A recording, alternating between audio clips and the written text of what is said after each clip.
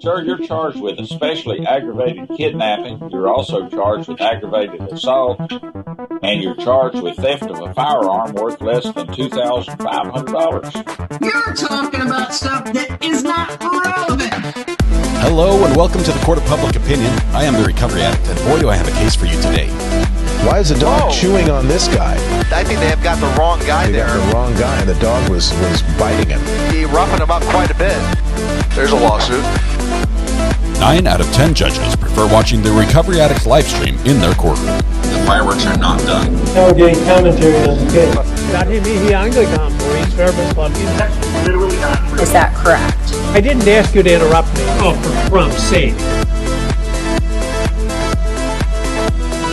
Good morning, welcome. Welcome to the Court of Public Opinion. Happy Monday morning to you.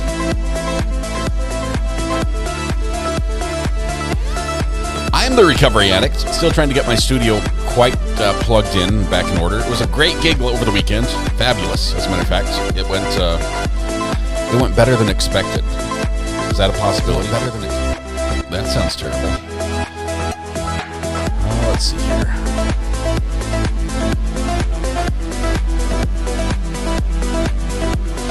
Let's pause that, and now this. Test 1, 2, check 1, 2. Okay.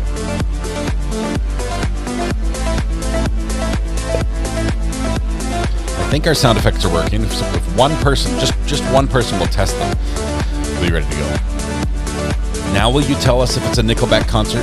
It was not a Nickelback concert, Gringers. The zombie apocalypse may be upon us. It may be upon us. Everything seems to be working now. It took a lot. I told you I wasn't going to take apart my studio, and then Because he's the guy. then I started planning for the gig, and I'm like, but what if I need this cable, and what if I need that? Next thing you know, this desk was cleared except for the Roadcaster. That's the only piece I didn't bring with me, and I had everything. I had my cameras. I had everything with me, and I didn't use half of it, but I was prepared in case I did need it. Good morning, welcome. It's great to have you all here. I have to say there were 2 people who won chat today, mostly because of my ineptitude when it comes to live streaming on YouTube. And if I can get chat to work today, which I think I've got the buttons working as well. Cross your fingers. Oh, let's point to the wrong direction. Okay, hang on. Inputs for USK. For USK for inputs is going to be 5. And now we turn it on. Hey, that works, and that works. This is great. We've got it all working. All right, good morning. I have to say congratulations to Corey and Jennifer Juniper because you both won the internet this morning. You were both first in chat. I opened one chat and then had to close it because, silly me, I told YouTube that I was going to go live just using my phone, which I was not going to do. Juniper won that one, and then Corey, you're first in chat here. So both of you are sentenced to internet ownership. It's like a dual sentence, and this is perfectly appropriate because if everything comes together for our trial that should be starting this morning, our new trial, we also have questions about that trial, and there might be 2. Well, I would say winners, 2 losers. No, I can't say losers either because it's innocent unless proven guilty. 2 defendants in that trial as well, and we're not sure which one or if both of them will be showing up. It's crazy. Anyway, as long as we're not handcuffed together, says Jennifer Juniper, I'm good with that. You'll need both hands to handle all the phone calls and the work that will be headed your way. Jennifer, congratulations.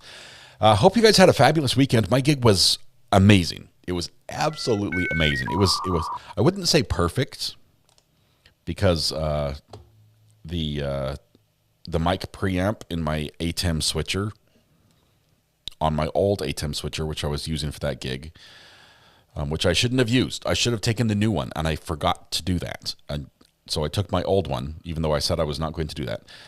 It blew up, and just make like the Zoom feed became, let's see, think of the loudest continuous static noise you've ever heard. And it became that, the audio. Yes, picture was still great.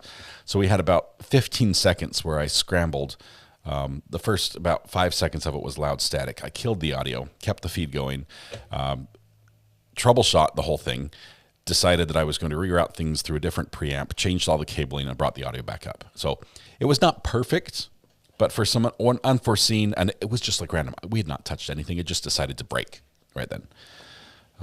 But the wireless mics were incredible. All our signals, everything was great. Everything was perfect. It worked. The setup was wonderful because we've got the new case, and it was the feedback elimination allowed me to just crank the volume and just have really good sound in the venue without having any feedback on any of the mics. It was fantastic. And so I have to say thank you all for the well wishes for the gig, because it went fabulous, and I think it was because of all you cheering me on. All right. With that being said, we have to do a couple things. First, we have to sing happy birthday. Why? Because it's people's birthdays, and you can't miss those. Donna Ulrich, Kay Scarpetta, Jackie, Gracefully Broken Mom, Tangeria 23. Is it Tangeria? Tangeria 23, Shadow, and Legally Blonde, all celebrating their special day today. What that means is wherever you are, whatever you're doing, please stop and sing happy birthday with me to these wonderful people. And we're going to see if we can fit all these in one verse, so it's going to be really, really fast. Listen carefully for your name. But warm up with me, if you will. La, la, la, la, la, la, la. Excellent, Jennifer. Thank you for leading that. Greetings said I was administering CPR, but I stopped because RA told me to. We'll be quick. You can go back to it in just a minute. Here we go. Happy birthday to you. Happy birthday to you. Happy birthday to all over Kay Scarpetta, Jackie, Gracefully Broken Mom, Tangeria 23, Shadow, and Legally Blonde. Happy birthday to you. That was more than we can fit. We have found the limit for how many names can fit in the song, and that was more. Donna Ulrich, Kay Scarpetta, Jackie, Gracefully Broken Mom, Tangeria 23, Shadow, and Legally Blonde. Today is your special day. Let me turn that down just a tiny bit, because that's deafening in my ears. I don't know what, the volume is so loud in my ears right now. Happy birthday. I realize today's your special day. There are a million places you could be, a million people you could be with, but you've chosen to be here with us. The privilege and pleasure is all ours. Hopefully we can also make it fun for you as well, make it your day specialer. So help yourself to free pancakes at Denny's, IHOP, McDonald's. No, not McDonald's. Where's the other one? Denny's, IHOP, Village Inn. If you can find a Village Inn, those are pretty good. Anyway, free pancakes, it's always a good deal. Happy birthday. For your birthday, I've decided to buy ourselves a present. I've decided to repair my roof. So the roof guy was here this morning, and he looked at the roof, and he looked at his truck, and he looked at the ladder, and those big, long extension ladders he had on the truck, and he said, I'm going to need a bigger ladder.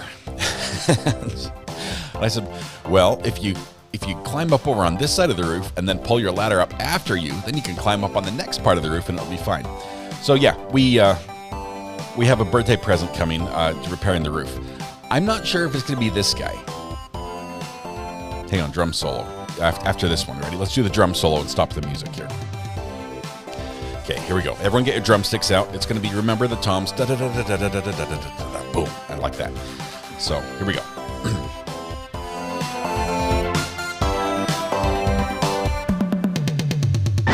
There we go. Beautiful, beautiful. All right. Happy birthday to all those who are celebrating. Thank you very much for letting us celebrate with you. First of all, the roof guy showed up. He gets massive points just for showing up. So many don't. Or so many show up and see the house and they just keep on driving by. They're like, nope, not that roof. He did show up, but he did not get on the roof. Instead, he diagnosed it from down on the ground, from the neighbor's yard, squinting up at the sun, and says, yep, looks like you've got a bad missing some shingles. We'll need at least one pack of shingles. What we'll do is we'll tear the shingles off. We'll put some, repair any wood damage that's underneath there because it's tongue and groove, no plywood. And then we're going to put down a ice water shield, new shingles down on top of it, and then any extra shingles we'll have, we'll replace some of those other little broken tabs and shingles around there. Great. Do we have any roofers in the house? I'm not going to put you on the spot, really. But let's just say Standard 3-tab shingle, 1 pack. How much do they cost? How much do they cost? Just ballpark area. I mean, I'm not even picking. It doesn't need to match. There are 7 styles up there already. Okay, $5 million, probably lower. I'm hoping. Do we have? I don't know. Somebody can Google it if you want. How much does a package? What do they weigh? Like 70, 80 pounds of 5-tab shingles cost? All your bids are terrible. Check at Lowe's. 150. Let's do this. 3-tab shingle. Just standard 3-tab shingles. Oh, here we go. Here's a nice one. We're not even doing architectural. GAF weathered gray. That sounds right because we've got weathered up there for sure. 3-tab roof shingles. 33.33 square feet per bundle. $37.98. Like $40. $50 if you get the nice ones, right? That's awesome. So we've got, and we're going to have an ice and water shield, ice and water vapor shield. I forget what it is. A little underlayment. It's like tar paper, right? And they'll probably charge me for the full roll, right? Roof underlayment.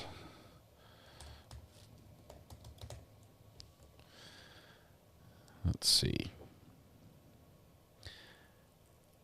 Polypropylene roof underlayment. Let's go with the nice one. Ready? $100 for 36-inch wide by 66 feet long, so 200 square feet, much more than we need. $100. That's right. We'll shell out $100. And now we're up to $150. $150 in materials. I think nails would probably fit in that category as well. We probably got that covered as well. So $150 for materials.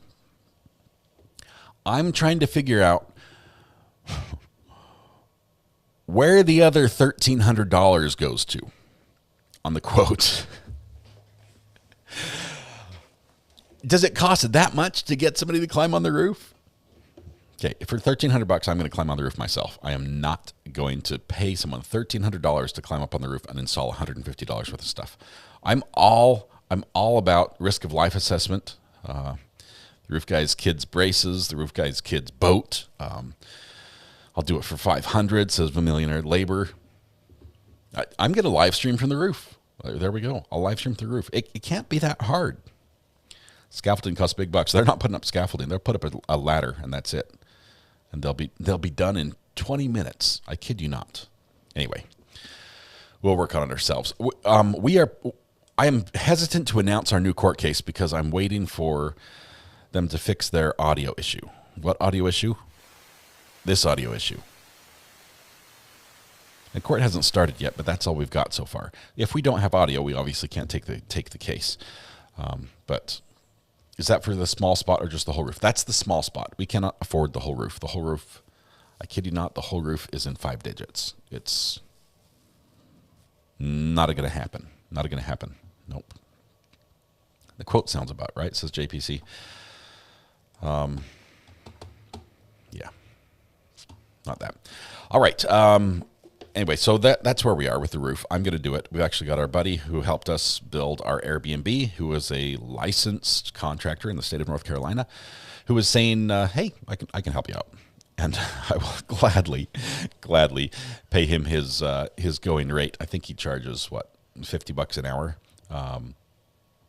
to plus all materials and lunch and beverages and all the encouragement he needs to help. So... all right, hubby's going in for surgery this morning. Oh, asking for prayers and good vibes. He will be in the hospital for 4 or 5 days. Thank you, my friends. Bug Duggar, I know it's going to be a stressful 4 and 5 days. You've got all of us supporting you and him. Please know that we're here for you. But take care of what's important first. If you're not here, we're okay. We understand what you got going on. So lots of prayers and positive vibes your way. Gally May, I just did this exact thing and they only charged me $250. That's. I think we can probably get a handyman to do that. So, all right. Let's see. Do we have audio? No. Business pursuant to adjournment. All persons having business with this court draw near, give attention, and ye shall be heard. The Honorable Judge Jennifer Johnson Mitchell presiding. You may be seated. Hang on.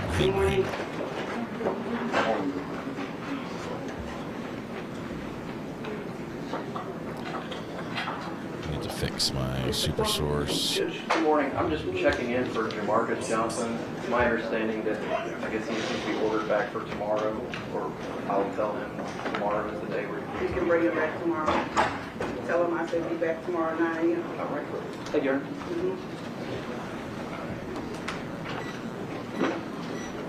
It's 3. I think the attorney. It's 4 is really clear. 2. Oh, okay, I see what I did wrong. Hang on one second. We'll get you a video in just 1 second. So, Mr. Evans, we need him out, please. Did they give you a new indictment? Or we should play the guess what court day. We should play the guess what court game.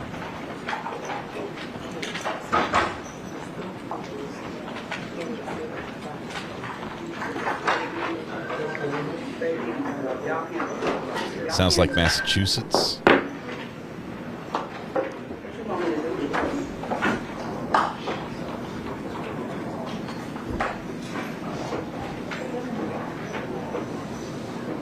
Ooh, points to Ashley, points to Ashley. We've got a murder trial out of Tennessee, the great state of Tennessee.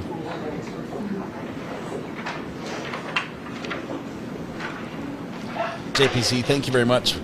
Happy Monday to you.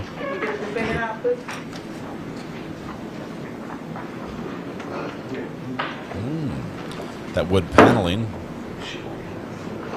They're actually doing a white balance right now. It's a poor choice for a white balance.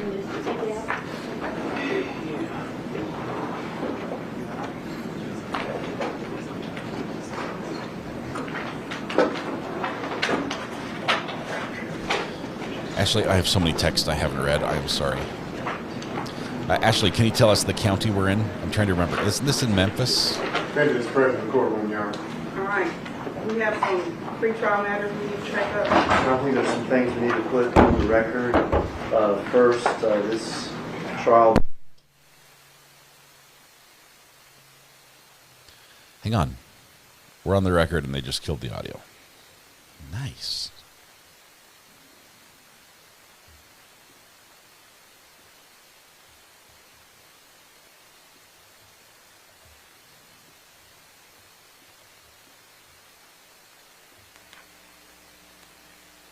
And resolve numerous sort of issues and streamline things. One of the things, and we talked about this last week as we were picking the jury, is that the state would make an indictment or make modifications to the indictment so that the indictment was proper for trial, and that it gives sort of a couple counts that the state's not proceeding on at this trial, renumbers the counts so that we don't have count 1 and then count 4, but rather 1, 2, and 3. The 3 charges that will be on trial are conspiracy to commit first-degree murder, which is count 1 of this indictment, murder in the first degree, which is count 2 of the indictment, and convicted felon possession of a firearm, which is count 3 of the indictment. Counts 1 and 2 have not been altered, but count 3, the state and the defense have met, and we will have a stipulation during the trial that Mr. Johnson is a convicted felon. We're going to withhold from the jury the offense for which he was convicted. So instead, count 3 will read that he's been convicted of a felony offense that qualifies under TCA 3917 1307B1A. And it does not say the title of the offense, which is aggravated assault. Through this stipulation is consistent with case law. Mr. Johnson's going to, Mr. Evans and Mr. Johnson are going to sign that during the trial. So we have sanitized the indictment, I guess, is the proper terms for that. Yes, sir. And I think the court has a copy of We have a clean the indictment. sanitized indictment. Yeah, sir, we have that. I do. Yes. Very good. And do you have the stipulation already typed? We do. We have it typed, and Mr. Evans has reviewed it. I think he just needs to get his client to review it with him. That's correct. Fine. And at some point, we'll make that an exhibit. Yes, ma'am. The second thing, obviously, there's cameras and media in the courtroom. There are also incredibly heightened security risk, security concerns during this trial, both inside this courtroom and outside this courtroom. This is one violent act and a series of violent acts that have occurred in this case or around this case. There's witnesses that have true security concerns now and going forward after this trial. And there's also family members who have certain privacy rights and security concerns as well. I've been asked by several of the witnesses and by several of the family members, or maybe all the family members, that I request from the court that the media not be allowed to film their faces during this trial or on their way in and out of the courtroom. This is a request that other judges in this building have granted numerous times when there's security implications like this, and that's what I would ask for, Your Honor. When they testify, it's customary in those circumstances that basically they film the feet of the witness, but obviously the audio and everything public. But I'd make that request with regard to several of these witnesses and all the family members coming in and out of the courtroom. So let me make sure I'm clear about your request, that media not be allowed to film family members' faces or witnesses' faces, or both. Yes and no. Not be able to film family member faces as they come in and out of this courtroom. Okay. But they not be allowed to film the two family members that will be the first two witnesses, their faces. Wow. Okay. And then going forward, maybe before we call a witness in which there's a particular security concern, we can address Your Honor as to whether or not they're able to film the faces of those particular witnesses. Mr. Evans, any objection? I have no objection to that, so long as the defense would be extended the same courtesy if there was a particular witness that we needed to call with that concern. All right. The final thing we'll put on the record now.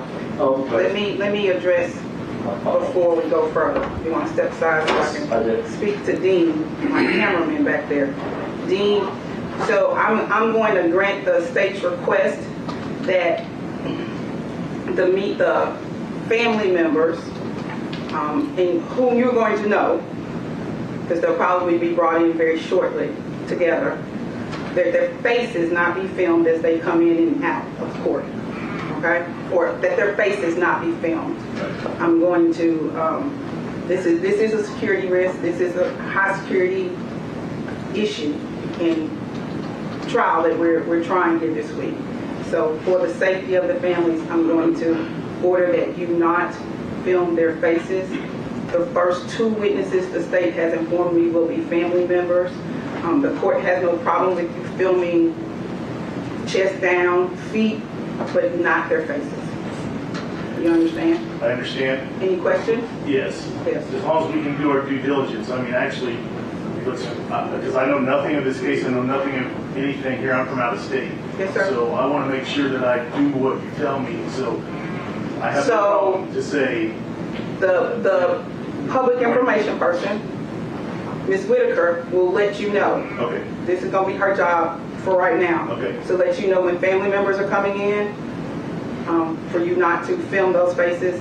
And I'm telling you now, the first two witnesses, you won't be filming their faces. Gotcha. All right. From that point, then the state's going to let you know, or let me know to let you know, whom, or the defense about with the faces that don't need to be shown. Okay? Can we move her down there? She got a job. So here's what we're going to see. Third one? We're not going to see. Let's go ahead and tender to the court so Your Honor can go ahead and sign it. There's a stipulation with regard to the first witness, the corpus witness. Yes, sir. That Mr. Evans and I have already signed and got tendered to you. The judge has borrowed the drum shield from her church's sanctuary, and she's got the plexiglass cage around her. I guess no bench jumpers here. No bench jumpers here. The witness stand, I believe, is that swivel chair off to the right with a little desk. It's don't wear skirts. So let me make sure I understand this. So the corpus witness will be testifying, but won't be showing photos. The corpus witness will be testifying, but will not show any autopsy photos. The corpus witness just showing. So this is a stipulation of fact. I shall read it into the record right now. You have an objection to that? Absolutely. No objection. The parties in this matter, the state of Tennessee, represented by Paul Hagerman and Iris Williams, and the defendant, Justin Johnson, represented by Luke Evans, respectfully have agreed to the following. The victim in this case is Adolph Thornton Jr. He was a living person who is now deceased. Adolph Thornton Jr. was, as you will hear in later testimony, the same person that autopsy 2021-2619 was performed upon. These are facts agreed to by the parties and may be accepted as true without the need for a witness or further proof. This is a stipulation made in all homicide cases so that family members of the victim do not have to view autopsy pictures of the victim. It's so stipulated and approved by the court. Wow, there's a lot that is not going to be shown. So get your ears on.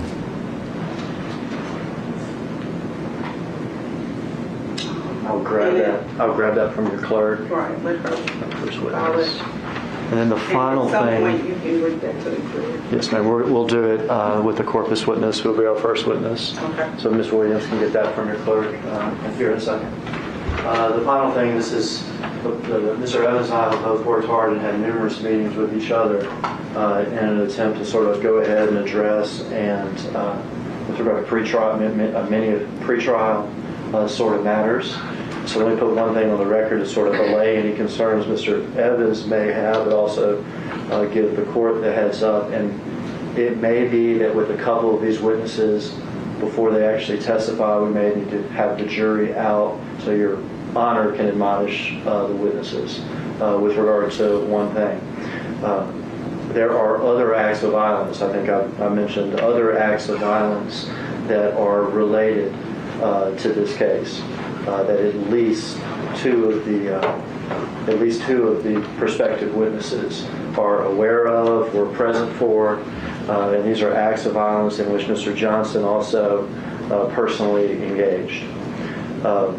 Whether or not those are relevant to this case, it's the state's intention not to put on evidence or solicit illicit testimony with regard to these other acts in this trial.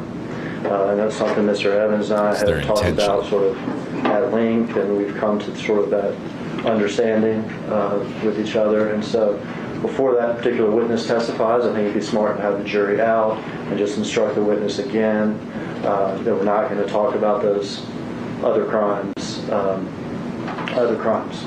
Obviously, that's for posting the link to the new Canva for direct. Where cross-examination goes or whatever is, a different story. But I want to lay any concerns. I won't be talking about other crimes or other acts of violence in my opening or anything like that. Our plan is to proceed, on this act. Anything else to add to that, Mr. Evans? So the only thing I would add, Your Honor, is obviously Mr. Johnson in no way concedes that he committed any of the other acts, but other than that, what Mr. Hagerman has said is accurate, and we've met and had an understanding about that. Thank you. We probably need to make that stipulation an exhibit. We can you want to do that now, or you want to wait? Well, we can do it with a witness on stand, Judge, if Your Honor wants to. That's fine. Anything else? Judge, I just have one issue to bring to the court's attention. When we were doing jury selection, I made a motion to allow Mr. Johnson to sit at counsel table based on his right to a fair trial and to assistance of counsel. Your Honor denied that motion initially. I'm renewing that same motion today so that he be allowed to sit at counsel table and assist us during the trial. And one case in point is, as Your Honor remembers, one of the jurors that we voir dire gave his impressions, and we voir dire on it somewhat, about getting the sense if somebody wasn't engaged with the lawyers, that would give him a sense that they didn't really care about their case. Although other jurors didn't state that on the record, that is the concern for prejudice Mr. Johnson and his right to a fair trial. Also, his ability to converse with us, be at table, be able to view things without us having to turn around when the trial's going on, is paramount to him being able to fully exercise his right to counsel. During jury selection, I specifically remember you asking a particular juror, was her thoughts about the defendant and what he may or may have not done in the past affected by the fact that he wasn't sitting at counsel table. And she specifically said no, that didn't have anything to do with why she felt the way she felt. That juror was stricken, but you had the ability at that time, as you did, to ask how people thought about that. So I'm going to continue to deny that request. Thank you, Your Honor. And before we get started, juror number 4 was a no-show, and so she has bench warrant. been excused. You don't show up and then you get excused.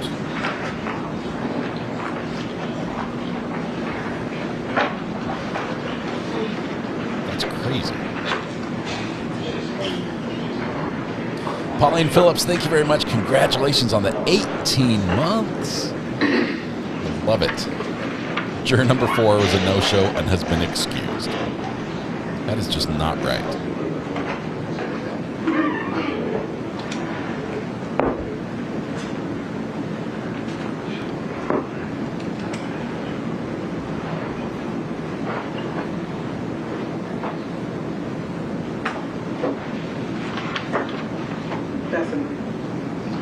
Anything else? We will move. Okay, there's no chair. Anything else we need to take up before we bring this juror in? No, Your Honor. Mr. Hagerman, you want to bring the family in before the jury comes in? You want to bring the family in? Yes, Your Honor. So the cameraman, his job both got easier and harder at the same time. Receiving them,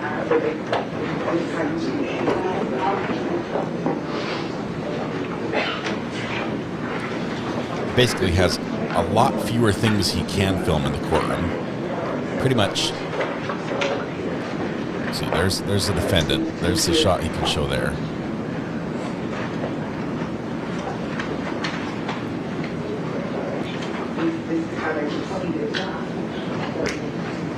And the judge has ordered the defendant cannot be sitting up with counsel at the table. This is wild. This is a new. There's so much new to this case all around. A lot different here. I'm going to turn this down a little bit. It's a little noisy in the courtroom. Defendant cannot sit with his attorney, probably because he's shackled to the bench. I don't know. This is wild. Oh my goodness, Pauline, thank you very much. Love that you've been here for 18 months.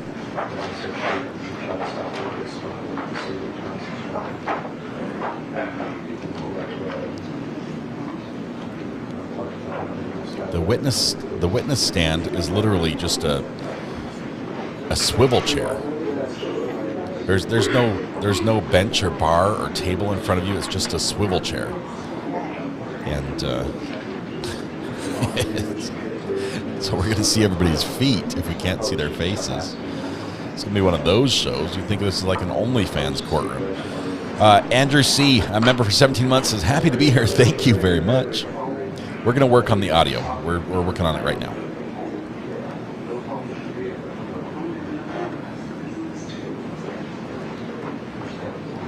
If it's terrible, we might need to bail. But right now, it sounds like they have a single high-sensitivity condenser mic in the center of the courtroom, picking up everything. Yes, there are going to be feet on the thumbnail, I think. I did share the link for the thumbnail in chat. If you guys have not seen that, and by that I means we're corroborating. We're working together. It's a community effort. I just shared it one more time, and that allows you to make suggestions. I think we'll need someone in there to police everything and sort of guide it. Usually what we do is we have the top slide be the actual thumbnail, and then as you're making suggestions, you make suggestions on the bottom, and then the people who are more familiar with Canva or maybe have access to some of the images that are restricted from non-paying members can import those images and everything else. The witness is going to feel very exposed. More so, I'm going to feel exposed for the witness.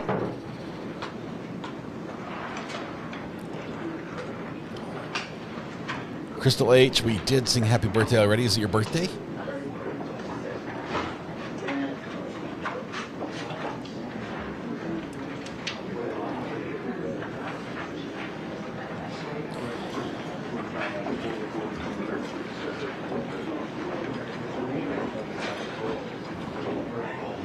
So working on...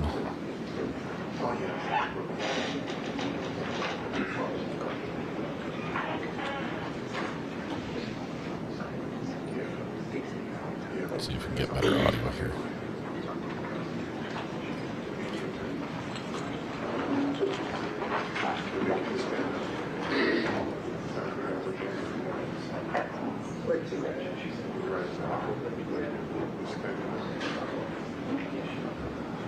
Let me see what they did. I'm missing.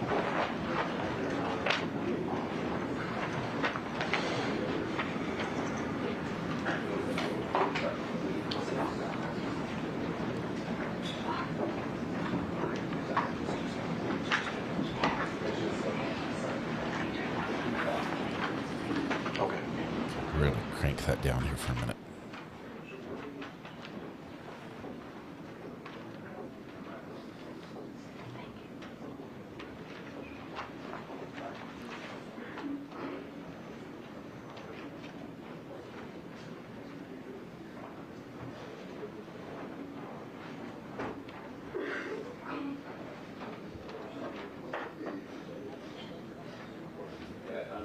I heard that. I heard that.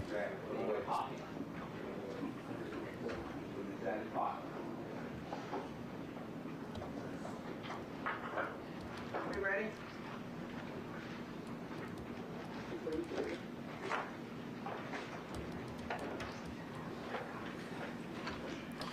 This is a murder trial, and it has gang ties, rapper ties.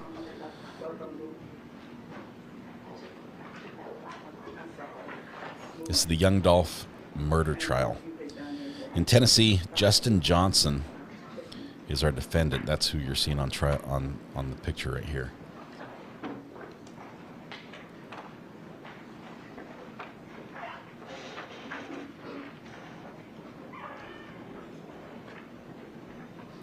I think we're bringing the jury in.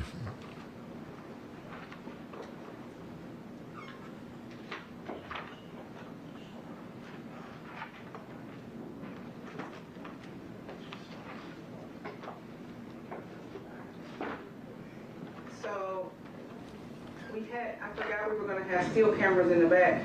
They need to know the same thing about taking pictures, right? Yes, they do. Photographers, we're not taking facial photos of any member of the family.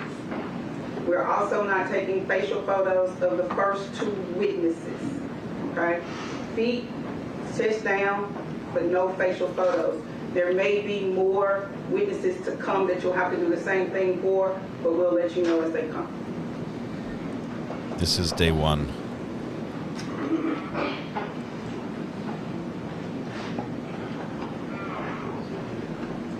This is Justin Johnson.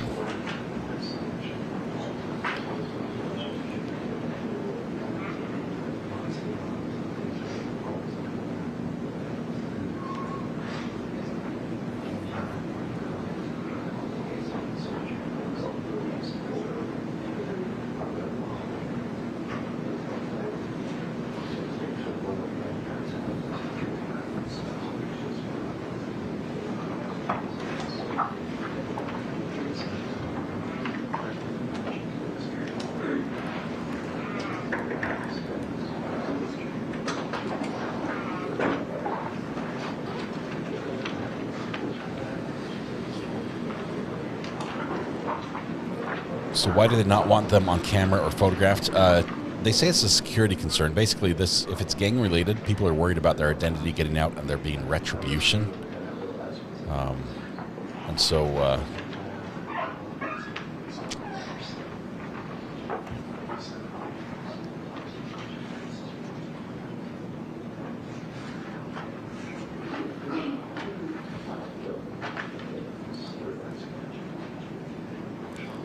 there are 3 charges. I think it's murder, attempted murder, and possession of a firearm by a convicted felon.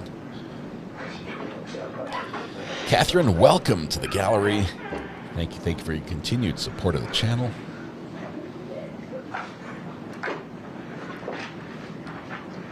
Yes, we've said this is Tennessee versus Justin Johnson. I'm going to change the title.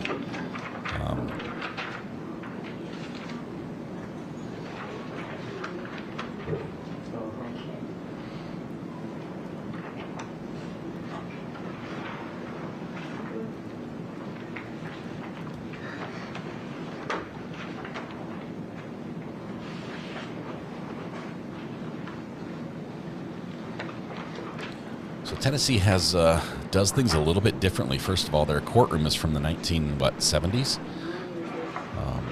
I'm pretty sure there's an avocado-colored fridge back in the break room for the jurors as well. But wait till you see the witness take the stand and how that looks. The defendant is not sitting with counsel. He has to sit on the bench, on the pew behind counsel. Big Mike gifted a membership. Thank you, Big Mike. Thank you. Let's see, Corina says, are they going to retry Ashley B if there was jury misconduct? That's definitely a possibility. Lots happening, actually, in the world of true crime right now. A ton. I think we've got a Sarah Boone hearing coming up today or tomorrow. Corey Richens has a hearing, I think, today. We've got a lot of stuff going on.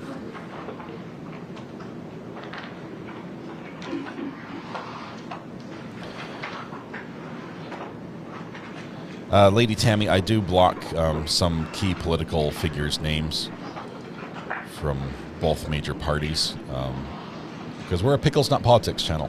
That's why. Mom of 10, thank you very much. A year. 1 year. Thank you. Jury came from Nashville. They're busing the jury in?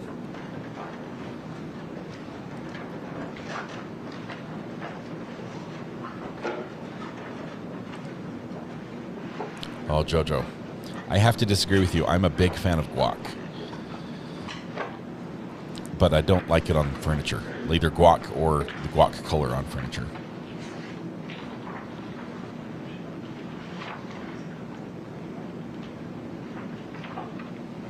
Oh, cool, Lady Tammy. Thank you very much.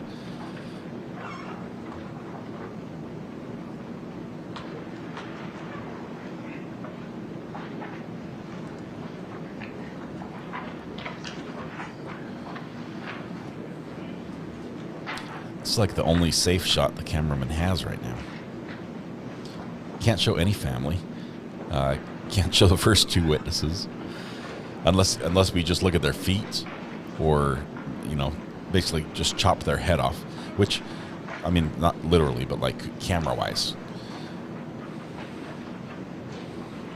Amber, send the recipe and instructions. I've never made guac in my life. I love it, but I always depend on other people to make it for me.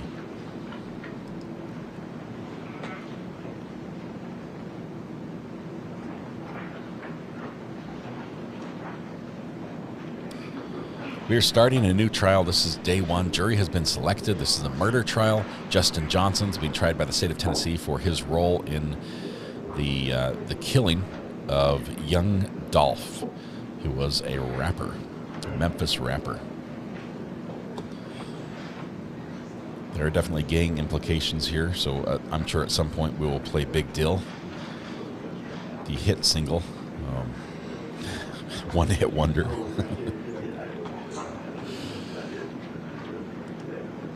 I'm not letting you forget. Send it. Stop what you're doing. Send me the recipe. Just kidding.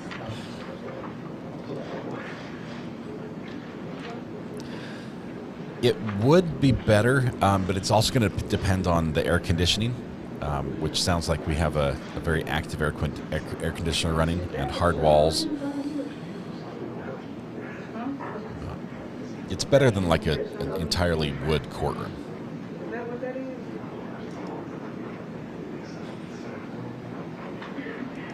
It's a mini Young Thug trial. This defendant has been convicted prior of an aggravated assault, I believe. Yeah. Jury's not here until the court.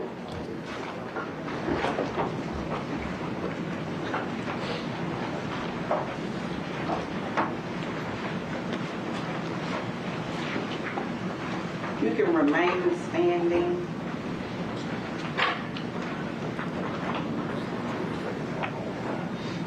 Dill pickle freeze pops. Send me a link to the burner phone.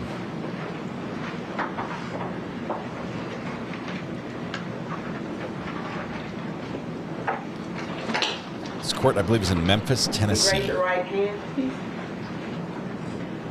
When I finish, you can just all say, I will. Do you solemnly swear or affirm to well and truly try the issues that traverse herein, joined between the state of Tennessee and the defendant, Justin Johnson, upon a true bill of indictment, charging him with the offenses of conspiracy to commit first-degree murder, murder in the first degree, and convicted felon in possession of a firearm, a true deliverance make, and a true verdict render, according to the law and evidence, so help you God. Thank you. You may be seated. Does that mean that if they don't reach a verdict and they are hung, that they're all committing perjury?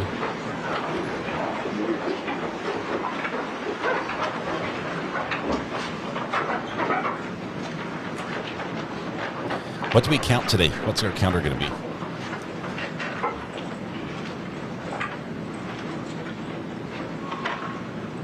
Good morning. Good morning. Before we begin the trial, I would like to tell you a little bit about what will happen during the course of the proceedings.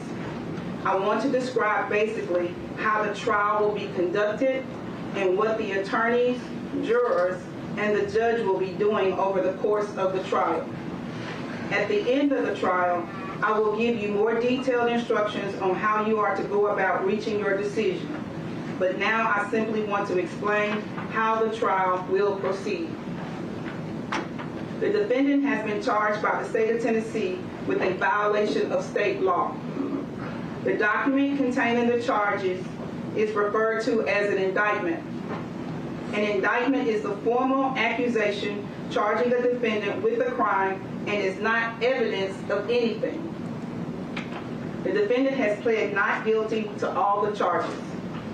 He is presumed innocent and may not be found guilty by you unless, after hearing all of the evidence, attorney's arguments, and instructions of law, the trial jurors seated in this case unanimously find that the state has proven its case beyond a reasonable doubt. I think she meant trial jurors, not trail The jurors. first step in the trial will be the attorney's opening statements. The state will tell you about the evidence it intends to present so that you will have an idea what the state's case is about. This opening statement is not evidence. Its only purpose is to help you understand what the evidence will be and what the state will attempt to prove. After the state's opening statement, the defense may make an opening statement if he so chooses. Again, statements of attorneys are not evidence. Next will be the state's case in chief, in which the state will present its evidence. The evidence in the case will most likely consist of physical exhibits, documents, and the testimony of witnesses. The witnesses will testify by answering questions asked by the attorneys. After the state completes its case in chief, the defense will be given an opportunity to present evidence through witnesses and exhibits. A defendant is not required to put on any evidence or to testify. The burden is always on the state to convince you that the defendant is guilty beyond a reasonable doubt. If the defense does present proof, the state may then put on what is known as rebuttal proof. After the state's rebuttal, the defense may put on further proof. It's very clear After you have enunciation. heard all of the evidence, the state and the defense may present final arguments. I previously told you that opening statements by the attorneys are not evidence. Likewise, closing arguments are not evidence. In closing arguments, the parties will attempt to summarize their cases and help you understand the evidence that was presented. The final part of the trial occurs when I instruct you about the rules of law that you are to use in reaching your verdict. After you hear my instructions, I will excuse the alternate jurors, and the final 12 jurors will leave the courtroom together as a group. You will then begin your deliberations to make a decision in the case. Your deliberations will be secret, and you will not be required to explain your verdict to anyone.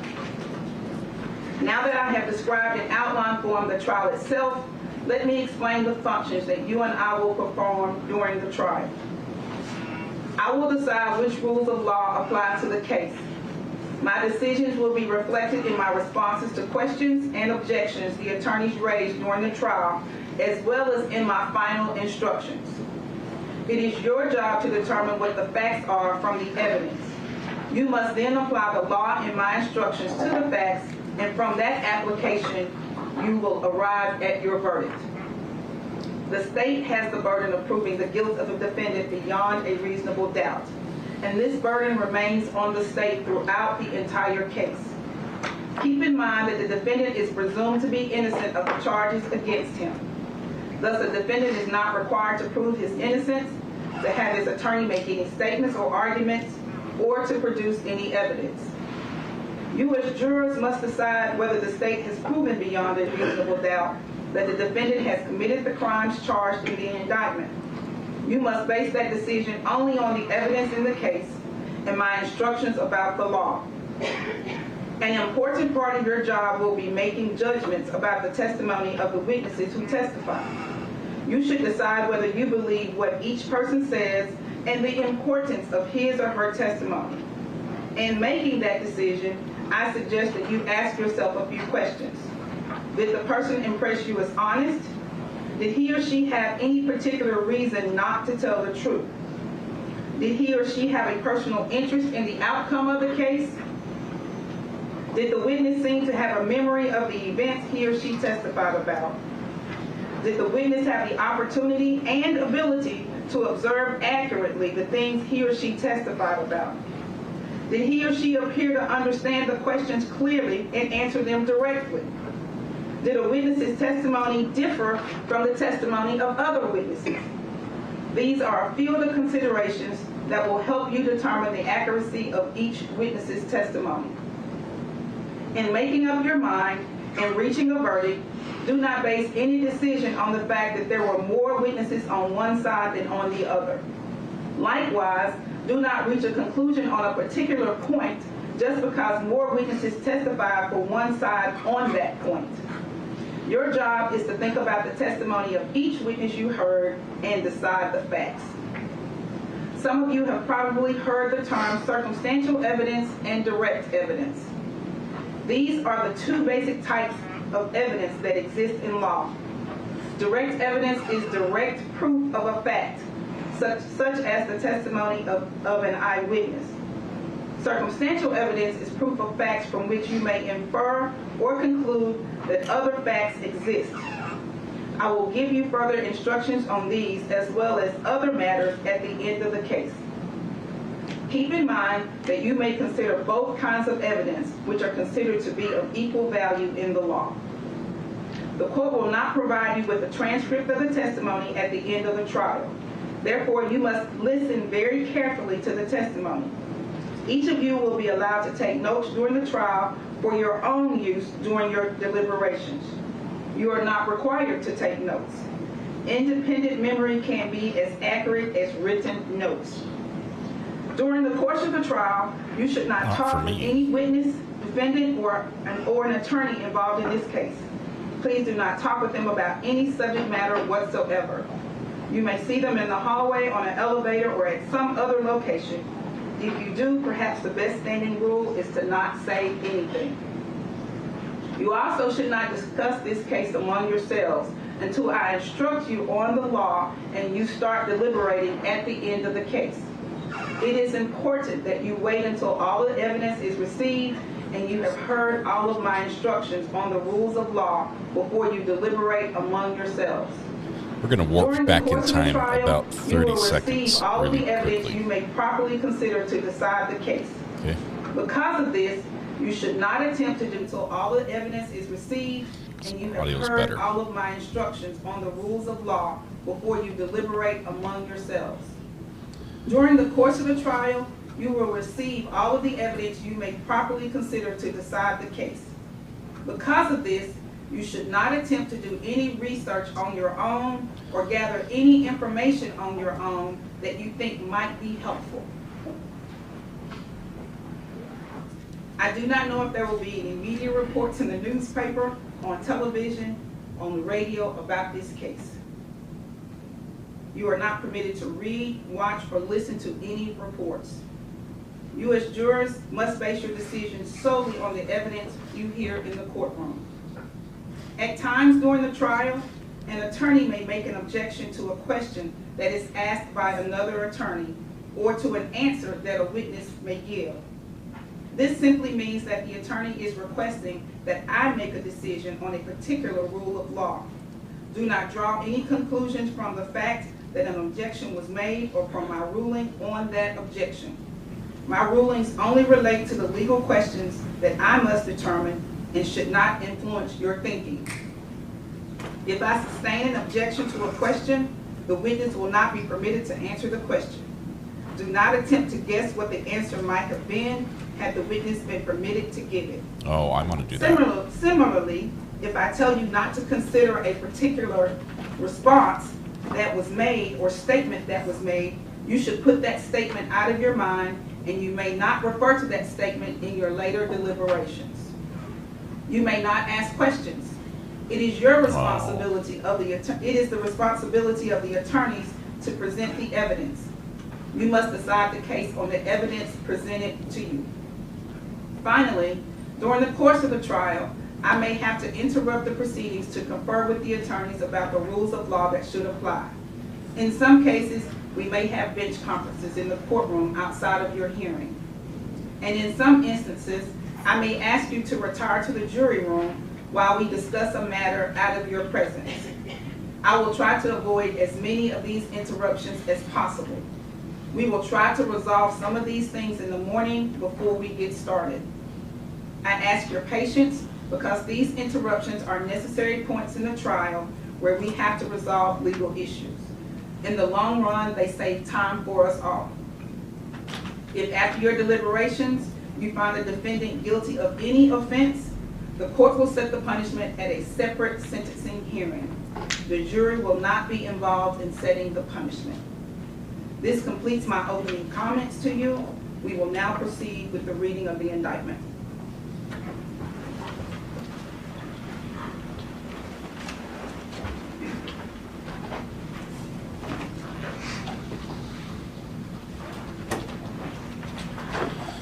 No questions. Yes, notes. 22-04769, State of Tennessee versus Justin Johnson. It's an indictment in 3 counts. Count 1 is conspiracy to commit first-degree murder. Count 2 is murder first degree. And count 3 is convicted felon in possession of a firearm. He's too close to the jury. You can't see him. This is count 1 of the indictment. State of Tennessee Criminal Court, Shelby County, September term of 2022, count 1. The grand jurors of the state of Tennessee duly selected, impaneled, sworn, and charged to inquire for the body of the county of Shelby, Tennessee, upon their oath present that Justin Johnson, also known as Straight Drop, Cornelius Smith, Hernandez Govan, and Jermarcus Johnson, between June the 1st of 2021 and March the 1st of 2022 in Shelby County, Tennessee, and before the finding of this indictment, did unlawfully, intentionally, with premeditation, and with the intent to commit the offense of first-degree murder as classified in Tennessee Code Annotated 3913-202, It's a terrible reader. against the person of Adolph Thornton Jr. enter into an agreement with each other to commit the said offense.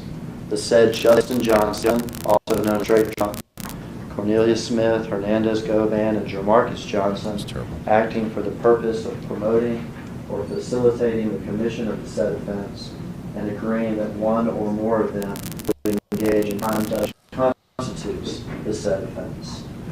In furtherance of said conspiracy, one or more of the parties to the conspiracy committed an overt act, traveled to 2370 Airways Boulevard, and killed Adolph Thornton Jr. Cornelius Smith traveled to 2370 Airways Boulevard and killed Adolph Thornton Jr. Hernandez Govan solicited both Justin Johnson, also known as Straight Drop, and Cornelius Smith to kill Adolph Thornton Jr. We're counting Jamarcus Johnson the name drops. aided in Justin Johnson, also known as Straight Drop's, hideout and escape after the killing of Adolph Thornton Jr. Aided communication between Justin Johnson, also known as Straight Drop, and Cornelius Smith after the killing of Adolph Thornton Jr. and facilitated payments to Cornelius Smith for the killing of Adolph Thornton Jr. All of which is in violation of Tennessee Code Annotated 39-12-103 against the peace and dignity of the state of Tennessee, signed by the District Attorney General for the 30th Judicial District. Count 2.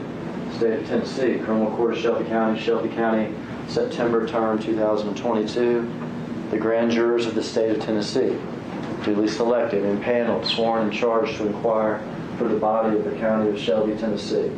Upon their oath, present that Justin Johnson, also known as Straight Drop, Cornelius Smith, Hernandez Govan, on November 17, 2021, in Shelby County, Tennessee, and before the finding of this indictment, did unlawfully, intentionally, and with premeditation kill Adolph Thornton Jr. in violation of Tennessee Code Annotated 39-13-202 against the peace and dignity of the state of Tennessee, again signed by the District Attorney General for the 30th Judicial District. Count 3. State of Tennessee, Criminal Court of Shelby County, September term 2022. The grand jurors of the state of Tennessee, duly selected, impaneled, sworn, and charged to inquire for the body of the county of Shelby, Tennessee, upon their oath, presented Justin Johnson, also known as Straight Drop, on November 17, 2021, in Shelby County, Tennessee, and before the finding of this indictment, did unlawfully and knowingly possess a firearm, having been convicted of a felony offense that qualifies under Tennessee Code Annotated 39-17-1307B1A on May the 2nd, 2017, in Division 8 of the Criminal Court of Shelby County, Tennessee, under docket number W17-00355, in violation of Tennessee Code Annotated 39-17-1307 against the peace and dignity of the state of Tennessee. Going in reverse order, that third count was convicted felon in possession of a firearm. That second count was murder in the first degree. And that first count, long one, was conspiracy to commit murder in the first degree. It's signed by the foreperson of the grand jury, that true bill having been returned on November the 10th of 2022. Mr. Justin Johnson, how do you plead?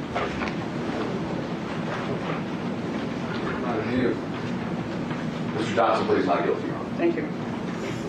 He has a translator. I think he said no guilt. And welcome to Memphis.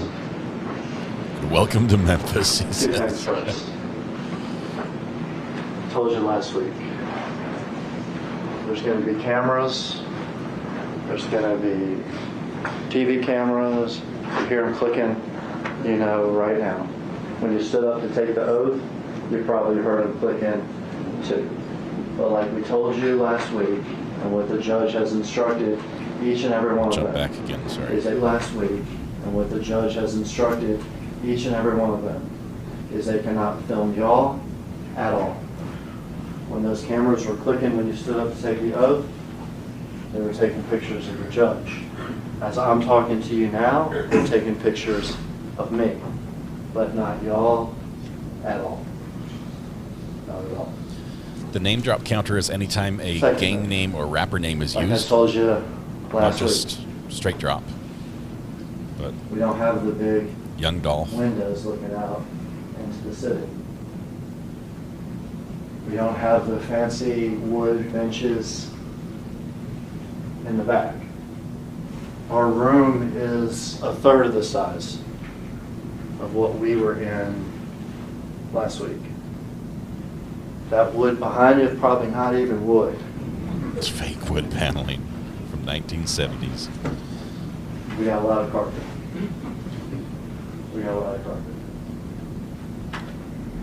But in Memphis talk, we still call this a courtroom. And in this courtroom, the words we talked about last week, presumption of innocence, elements, cases, charges, criminal responsibility, they're not just words. They're the law, and we take an oath to take them seriously and to follow them, even without the fancy wood benches or the big windows. We call this a courtroom. And in here, the judge's like, hey, this is our my job courtroom. is to apply the law to the facts and to do what's right. Welcome to Memphis. Welcome to Memphis, November the 17th of 2021, in the middle of the afternoon, just after noon. We've got a time machine. About 12:20, 12:21, 2, 3, 4 in the afternoon. Sorry.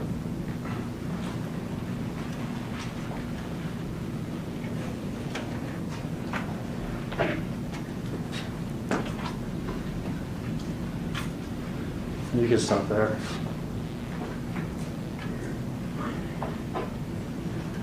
Can everybody see it? Yes, sir. I can see. We're in a carpeted courtroom. This is Memphis, Tennessee. This neighborhood is close to the airport. It's called Orange Mound. It is a historic neighborhood in Memphis. One of the first predominantly black neighborhoods that had so much history, so much art and culture, and of such significance that it used to be compared to Harlem in New York City. There was a time when it was particularly vibrant, had a theater, arts. It's an important neighborhood in Memphis. It is less than 15 minutes from this building. Like I said, it's by the airport.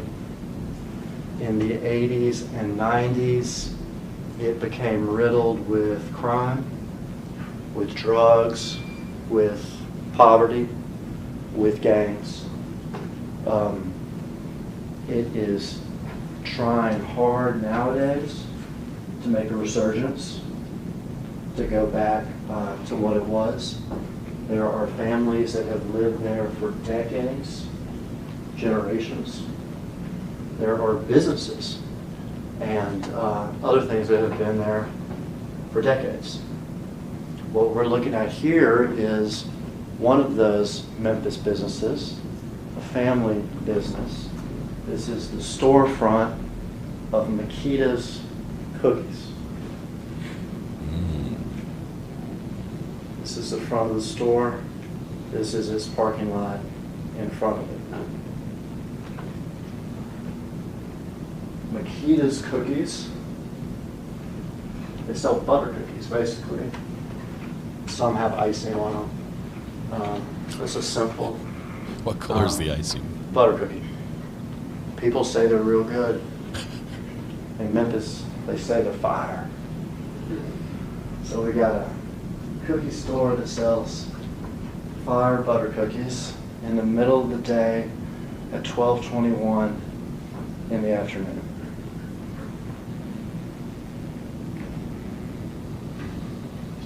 you're standing in front of them. Thank you, Judge.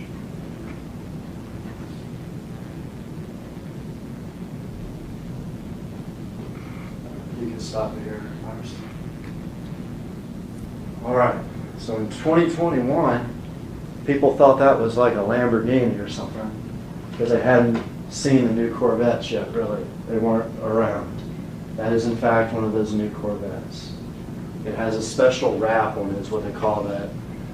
It's not something you can buy, from the dealership. You have to get that done yourself. Well, here, that's a special wrap that the Memphis rapper artist, Young Dolph, had on several of his vehicles.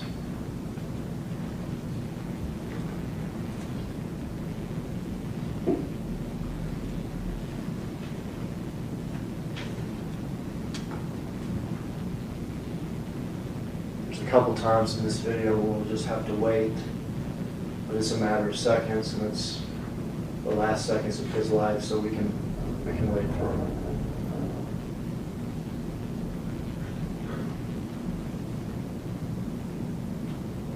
You'll stop there first. All right.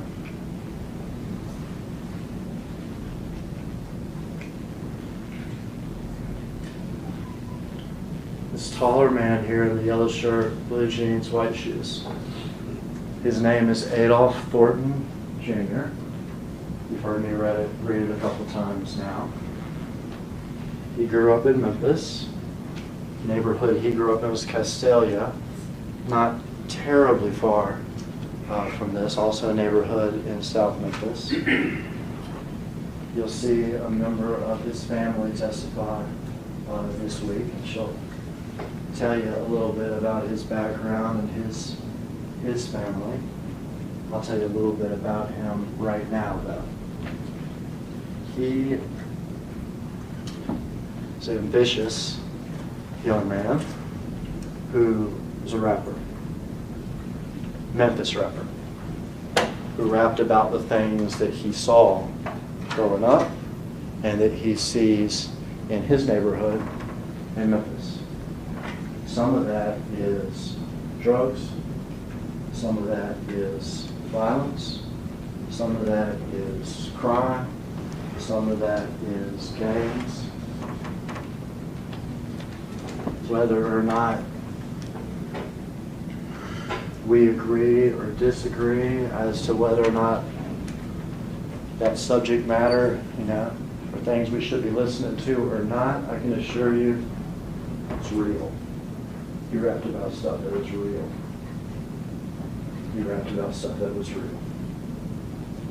And one of the things that meant everything to him in terms of what is real is he wanted to make it for himself.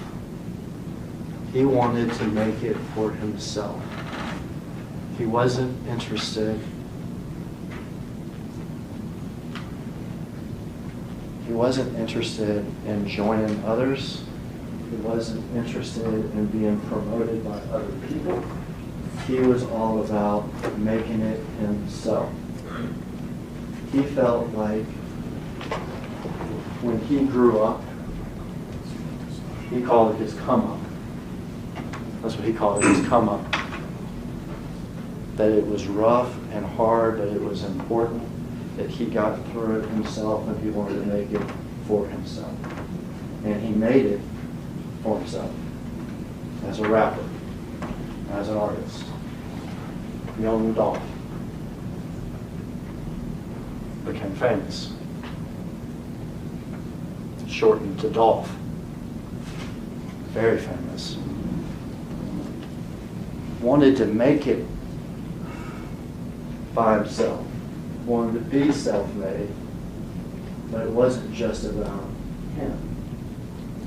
Because he also wanted a record label. He wanted to promote other artists. He wanted to make them famous. And so he started not just his own rap career, but a record label that's called Paper Route Empire. Paper Route. Like a young man or woman would have to make money on the side throwing papers. but also a play on the word paper, because in Memphis, slang for money is paper.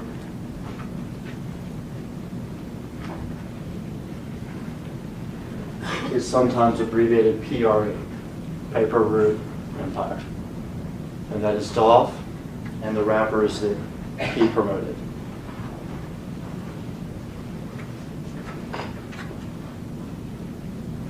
Trying to make it on your own is obviously hard.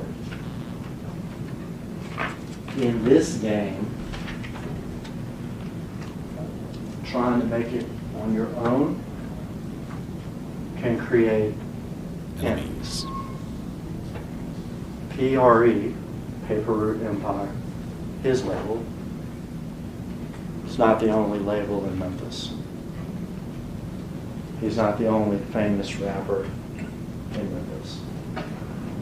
Another label, CMG, Cocaine Music Group. At least they're upfront about it.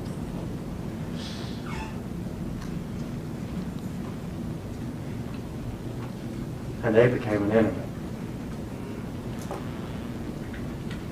They wanted Dolph under their label, but he turned down millions. I want to do it myself. The second time, they wanted Dolph under their label, but he turned down many millions. I want to do it myself. And in this game, whether it's smart or not,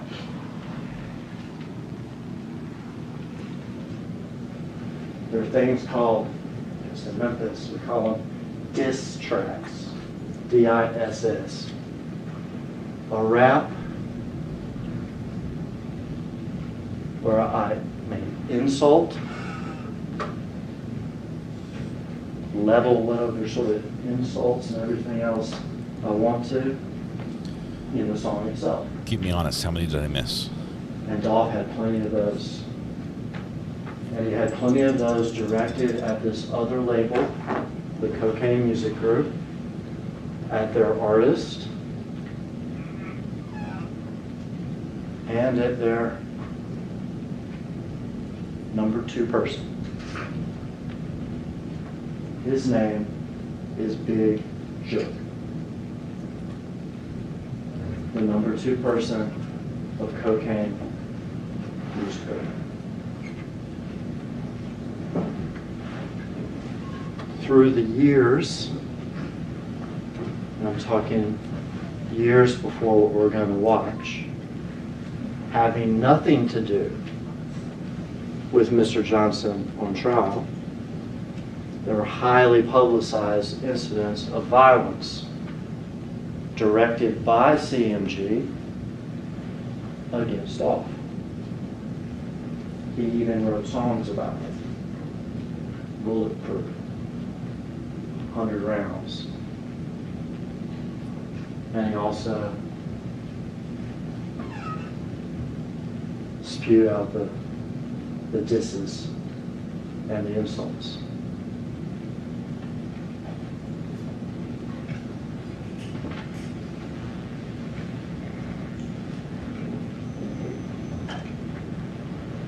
Stop it there.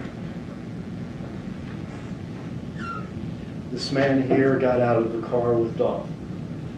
That's his brother. His name's Marcus Thornton. His brother, his friend. This thing that we're about to watch has had a terrible impact on Marcus. Not just his brother and his friend, but he also works security for them. In fact, as Marcus walks in this cookie store, he has a gun on his person, and he has another gun in the car. Dolph is well aware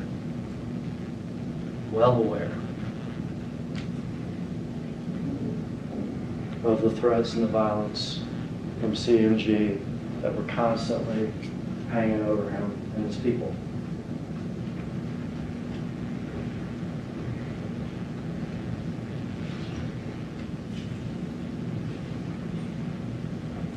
We'll wait 30 seconds.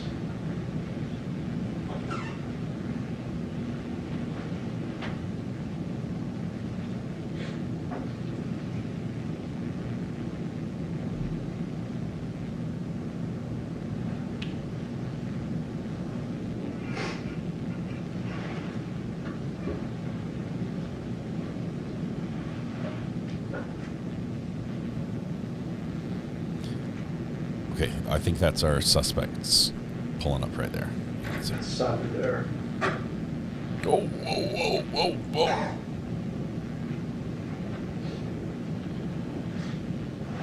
That car that just drove up Dude strapped. came from this side of the parking lot. It had actually been following Dolph on the street. When Dolph turned in, it went up to this light where it got stopped for a few seconds and then came around. It's a white Mercedes. There's other pictures where you'll be able to see it more clearly. But it's a white Mercedes with back end damage back here on the back passenger side of the car. It's a stolen car. It's a stolen car that our defendant here, Justin Johnson, traded for one car for another at a gas station about 10 hours before this murder happened.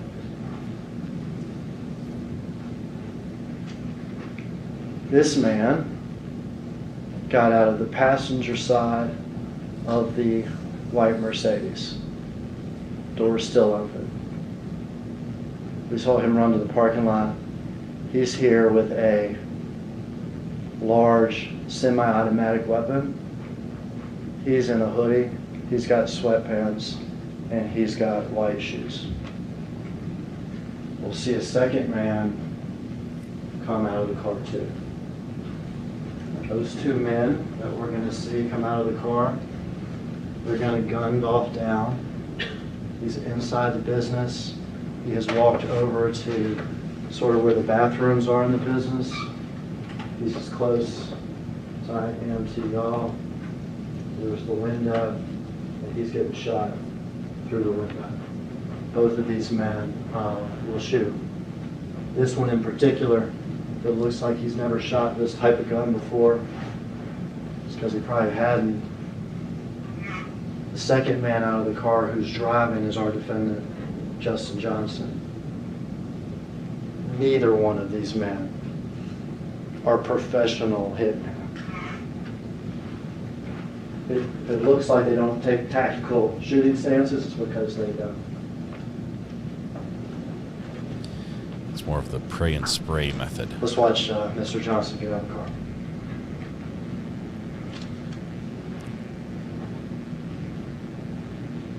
You can stop it here. Ooh. This is Dolph here. Remember, he was wearing the yellow. This is Marcus. Remember, I told you he had a gun. He tries to return fire as these two men quickly shoot Dolph. Dolph's body's riddled with bullets. He shot all in the back, in the face, in the neck, in his arms. The first man out was Cornelius Smith, and he has that semi-automatic weapon shooting wildly into Dolph.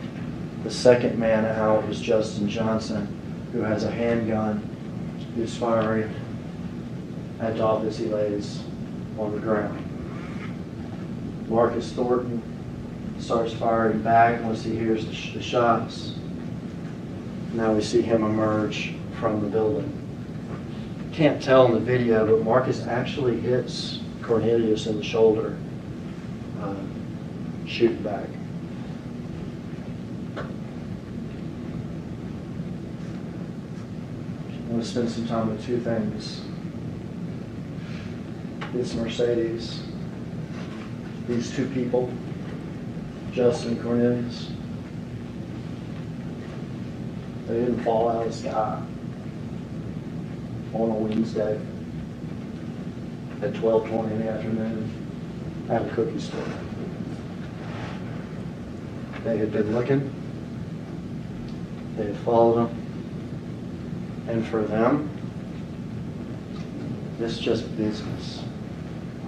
This was just business. They don't even know each other that well.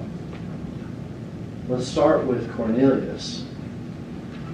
Cornelius is from this neighborhood, Orange Mound. He's in his early 30s now. Cornelius has had serious drug problem. He does ecstasy and Percocet. He gets his drugs over on Bradley Street, just over 2 miles from the scene, from a man whose name you have heard, Hernandez Gobe. They don't call him that though, they call him Quet. His middle name's Quet, and it's shortened to Quet. So Cornelius gives his drugs from Quet. Quet is what in Memphis we'd call an old head, older guy, lives in the neighborhood, lifelong criminal, in and out of jail through the years.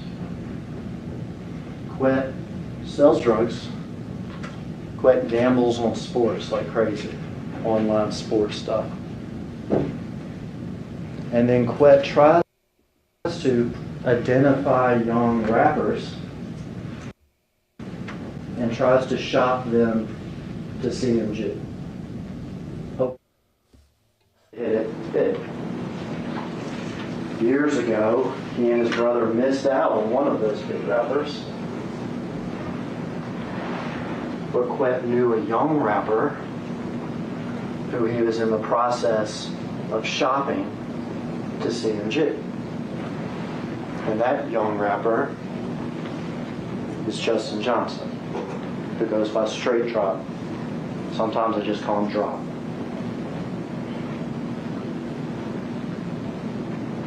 So Quet's the common person. He knows Cornelius from the neighborhood, knows him well, sells him drugs. He knows Justin Johnson. He's trying to get him to be the next CMG rapper.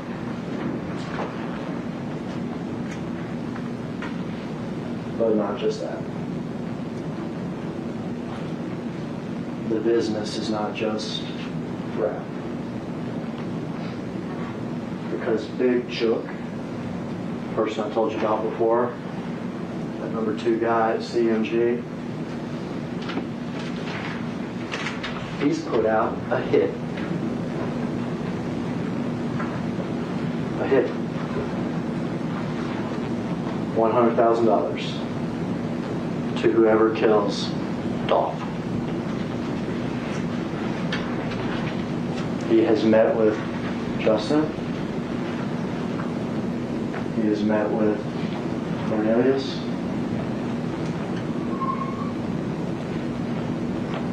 And they think they're ready to do it. They're definitely willing to do it. For Cornelius, it would be 50 grand, I guess, that he could waste away on Percocets and ecstasy.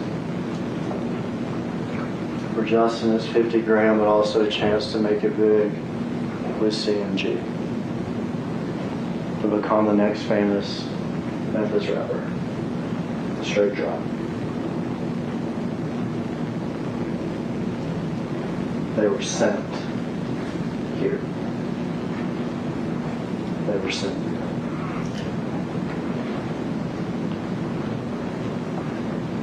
But not professional hitmen. Not even monsters. I'm not going to call anybody a monster. This is just business for these two. Money for Cornelius, money and rap fame for Justin Johnson.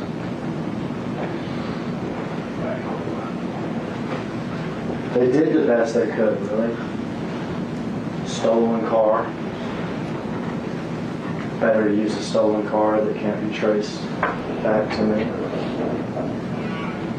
When we still shot the video, you'll see that they're wearing gloves. Afterwards, the guns get disappeared. The car gets ditched in a neighborhood and wiped down and moved and wiped down and moved. Their plan is to go their separate ways and just disappear into Memphis.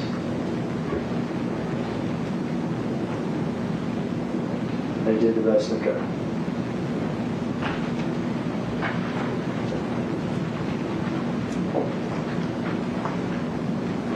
I guess they could have gotten away with it.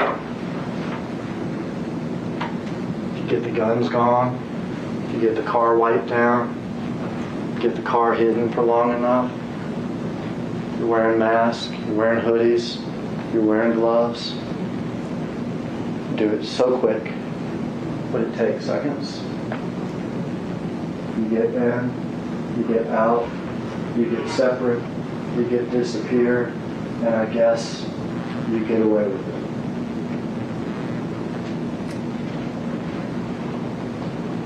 There's a problem there, though. There's a problem there. Still staring at us. One of the big problems. It's not 1981. It's not 1991. It's not even 2001 when I started in this building. It's 2021. It's 2021. And what I started talking to you about when I first stood up,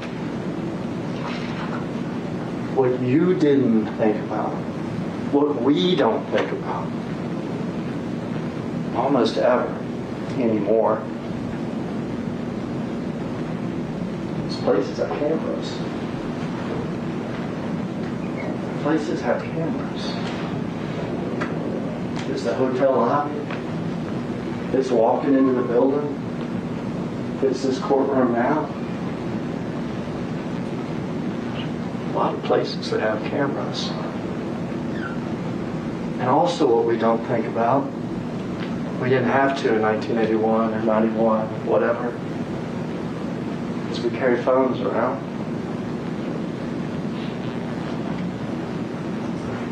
Phones that can give people clues as to where we were, what was going on. We can wipe down cars. We can use stolen cars. We can get rid of guns. We can disappear in the neighborhoods. We can separate from each other. But it's 2021.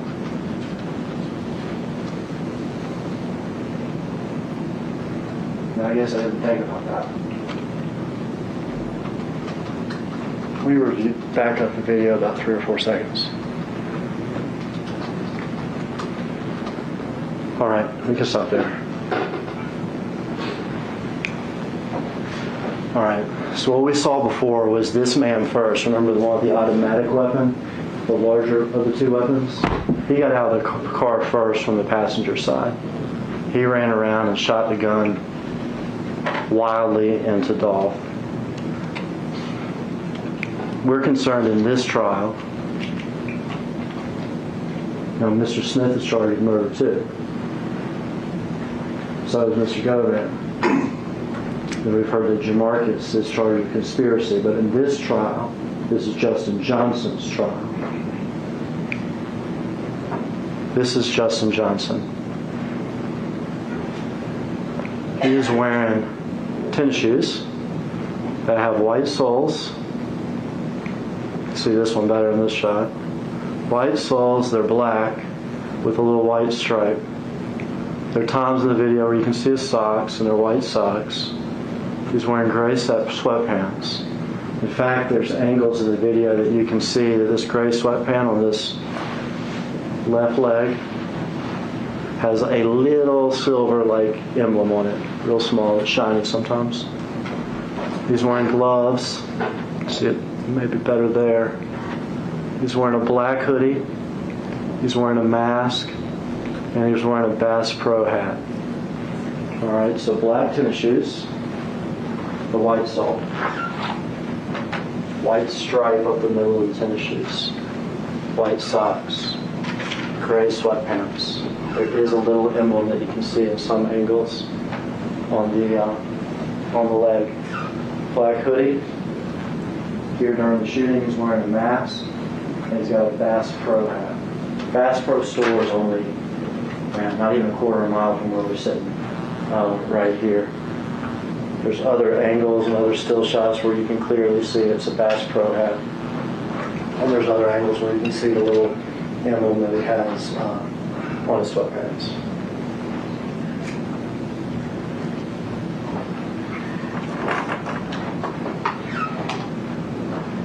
Courtroom video here. There's a building in Memphis. This happens in the historic neighborhood itself, Orange Mountain. But there's a building in Memphis. It's a historic building. There's only like 10 or 12 of these buildings in the whole United States. They used to be, back 7 years ago, Sears buildings. Okay? Huge. Largest square foot building in Memphis for many, many years. At the time, Sears was sort of like Amazon before Amazon existed. Because these big warehouse buildings and everything, you come and place your orders, and they stayed. It was quite sort of an amazing thing. The need for those buildings went away. In Memphis, the building was abandoned for decades. They have pictures of it, abandoned. And it's crazy. It was the largest square foot building in Memphis, and it was abandoned. In other cities, there were 10 or 12 of these things. Some were abandoned, some were actually even torn down. But a few were repurposed. And in Memphis, over the last 15 years, ours was repurposed and renovated and redone. Amazing building now. It has high school in it. It has restaurants in it. It has businesses in it. It has a YMCA in it. It has a brewery in it. It has all sorts of things in it. Also has apartments in it. It has 4 floors of apartments.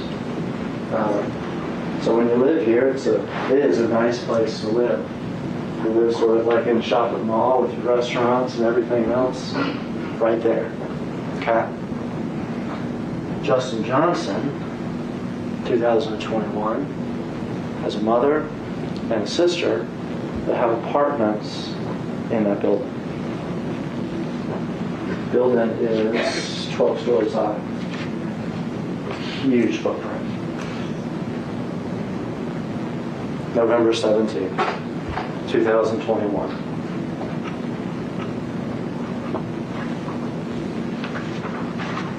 This is less than an hour before the killing.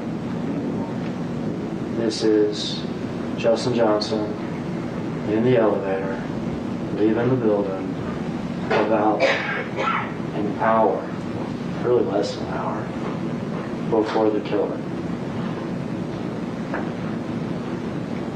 Black tennis shoes, white soles, white stripe up the middle, gray sweatpants, black hoodie, Bass Pro hat.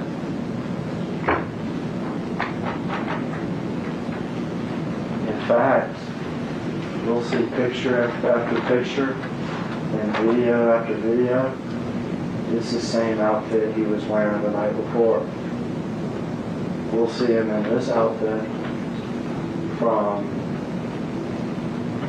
At 2 o'clock in the morning, same day, all the way up to leaving the building right before the killing. The exact same outfit as that man on the video. A guess as to what kind of car he got caught leaving it at the parking garage of the Guessing a store. white Mercedes with some rear end damage. A white Mercedes. Yes. With back end damage, just like the one we seen in the video.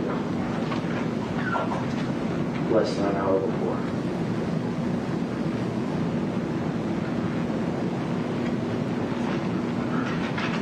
Because we're in opening statements. If you need to hear about the case, just listen, because we're learning about it together for the first time. Can disappear in neighborhoods, but it's not 1981, it's 2021. And from 2 o'clock that morning to 12:23 the same day, he is caught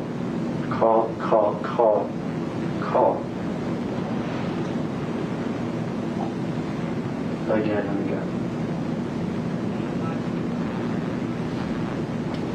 And it's not just before the murder. Cornelius got shot. Can't tell in the video. He got shot in the shoulder. He needs medical attention, or at least needs somebody to look at it. You'll see the text messages. You'll see the phone location type stuff. You'll see that Mr. Johnson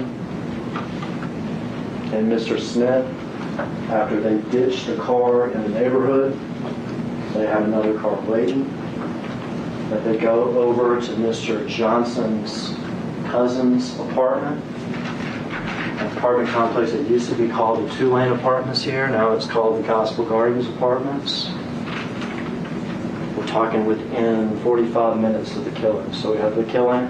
Cornelius gets shot, ditch the car, get in Johnson's other car, and we go to Johnson's cousin's apartment, 2 lanes. So they can try to bandage up Cornelius. So Johnson can change his clothes. So they can try to get away and disappear. How do we know that? Well, their phones, but not just their phones, because again, it's not 1981. That apartment complex has video. You see them arrive in Johnson's other car, which is a white Expedition. You see them from a distance walking into the apartment complex. You see Johnson's cousin directing them where to go. You see at this point Cornelius has his shirt pulled up weirdly because he's been shot in the shoulder. You see Johnson wearing the same clothes. The gray sweatpants, the black shoes, the black hoodie, the Bass Pro hat. You see him go inside the apartment. At some point you see Johnson come out. Someone else has brought him a change of clothes. You see Johnson get inside that car, inside the back seat of his friend's car, and change his clothes. No longer in the murder outfit. You see them leave to disappear almost, because later that night we see Johnson back at that big building called Crosstown. He's in his new clothes that his friend brought him at the apartment complex, and he goes to his apartment and he packs up. And you'll see him at the elevator with his suitcase and everything else, ready to get the heck out of town.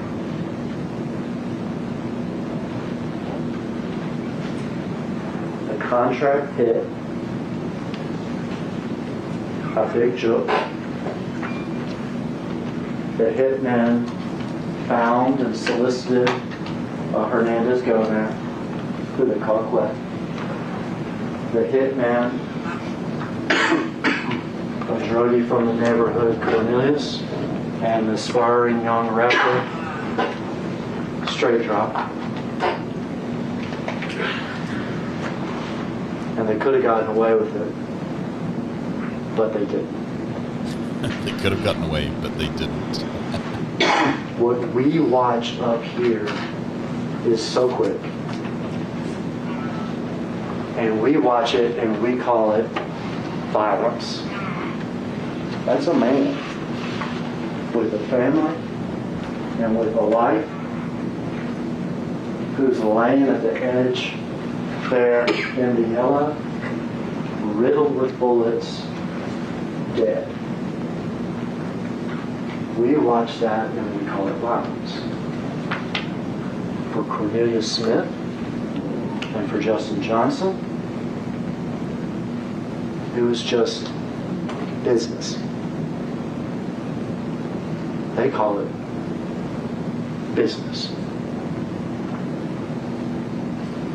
What we do here this week, in here, we'll see the video plenty of times. We'll see the crosstown videos, the apartment videos, we still still shots and everything else. What we do here this week together is not violence and it is not business, it's justice. And at the end of this, you will see that both Cornelius Smith and Justin Johnson are caught,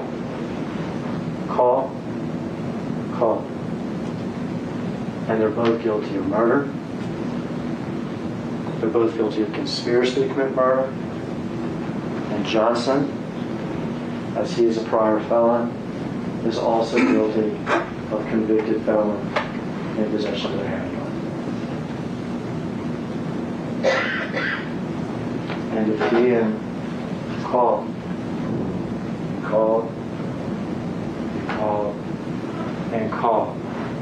on video is not enough for you,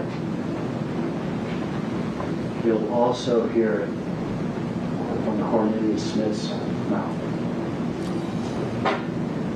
That's me with the assault rifle killing dog. And that's Justin with a handgun with me killing dog. So he realizes the other gunman testified against him.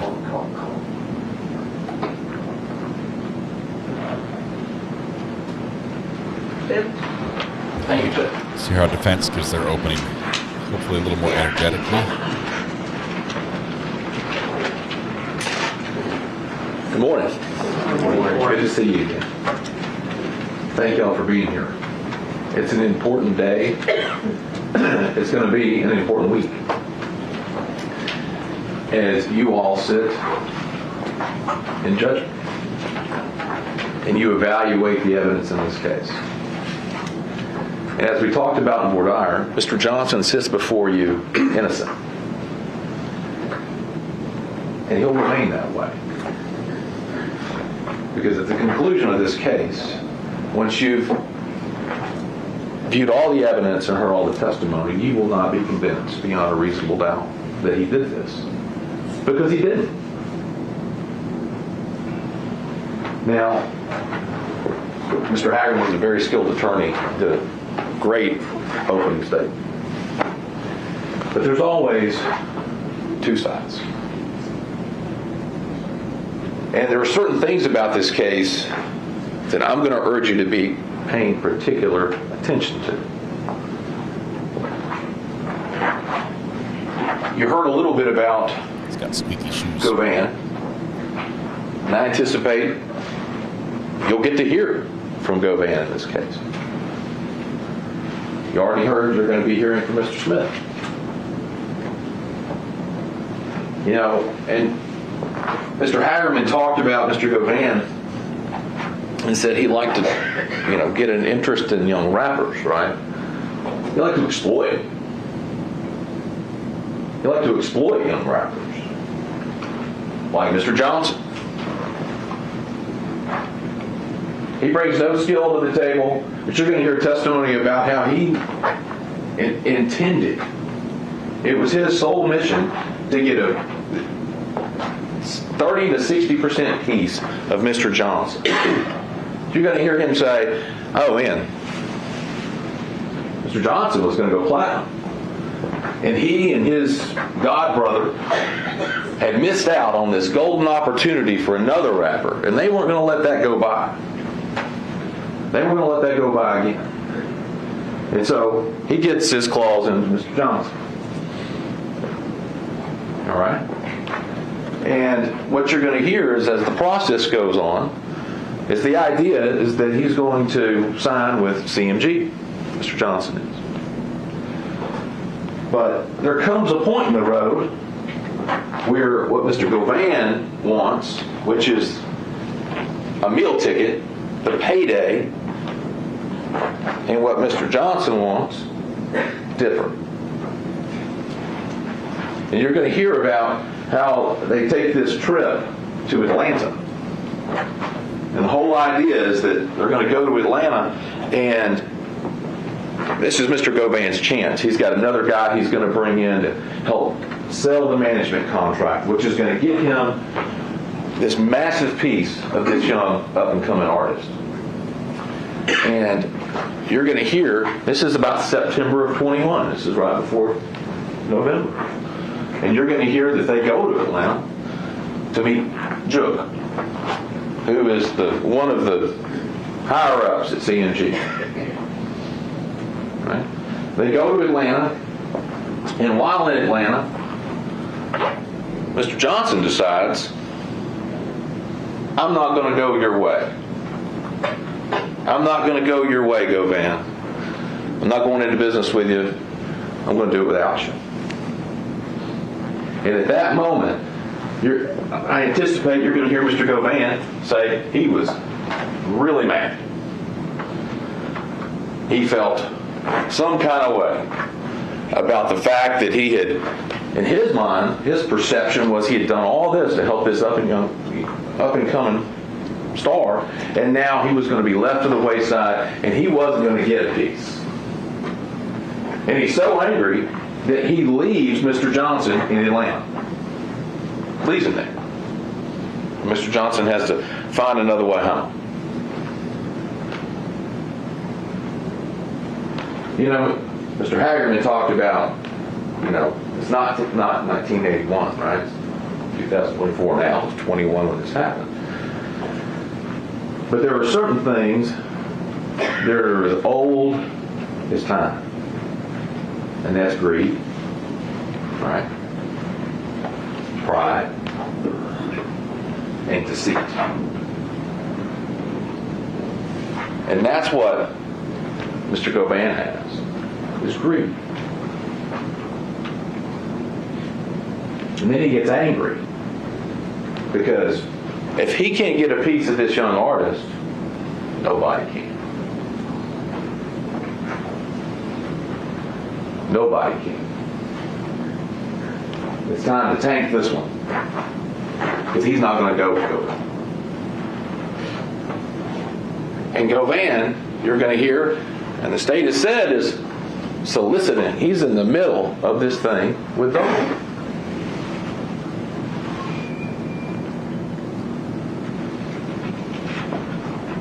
It's going to be important for you through this case to really pay attention to credibility. When you hear witnesses like Govan testify, why is he saying what he's saying? What's he getting at? He's getting something, and you're going to hear it. He's got a vested interest in making sure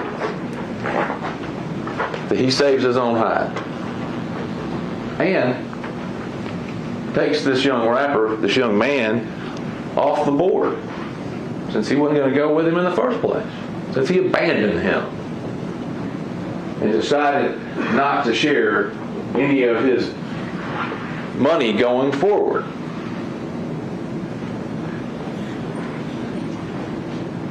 The same was to be said for Mr. Smith. You're going to hear from Mr. Smith. And Mr. Hagerman tells you, he says he's going to tell you that was any injustice.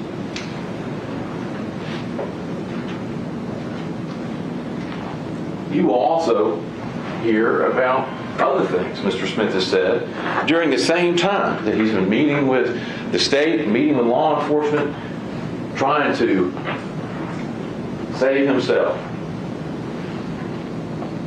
And while he's doing this, while he's meeting with them and telling them this story, you're also going to hear he's writing letters to his family and telling his family, I didn't really do this. I didn't really do this. I'm just going to get the deal. I just want the deal. I want you to know I didn't do it. I'm just saying what I got to say to get myself home. How much bigger of a motivator could someone have? And it makes you question. If he's saying those things to other people, how do you know the truth? How does the state know the truth before they put him up, right?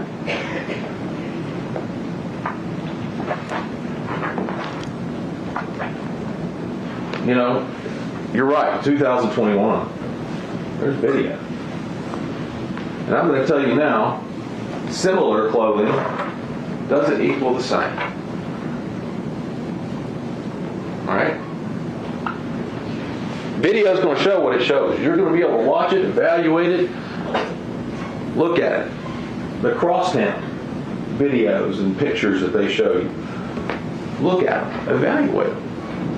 Absolutely. But similar doesn't mean the same. For mass-produced items, you have to ask yourself, is there anything particularly significant or unique about those items that couldn't have been obtained by another person and worn by another person? And look, if that video on its own and the other part of that was enough, why would we need to hear from these other folks? Why would we need to hear from them?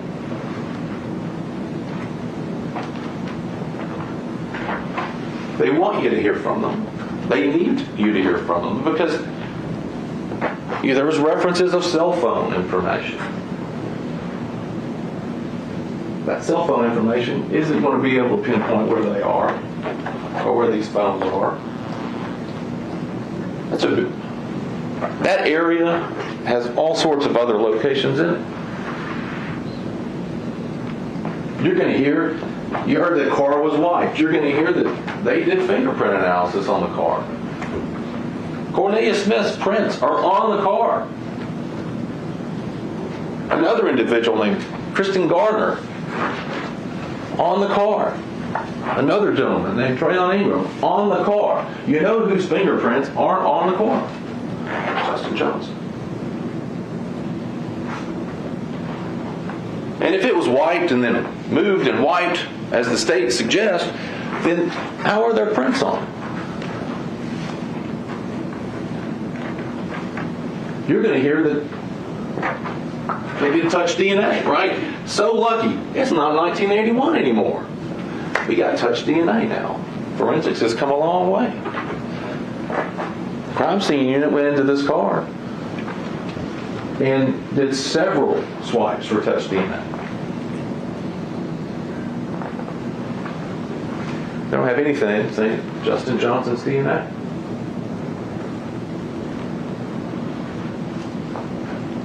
The car that they got, a dude got shot, according to Cornelia Smith. I mean, he got shot in the shoulder.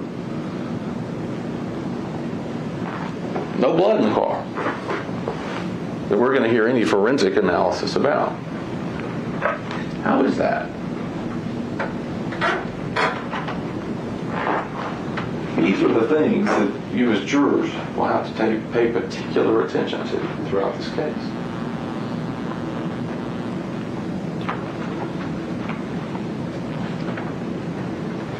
The shame of it is that people like Govan and Cornelia Smith are going to get an opportunity to come lie to your face.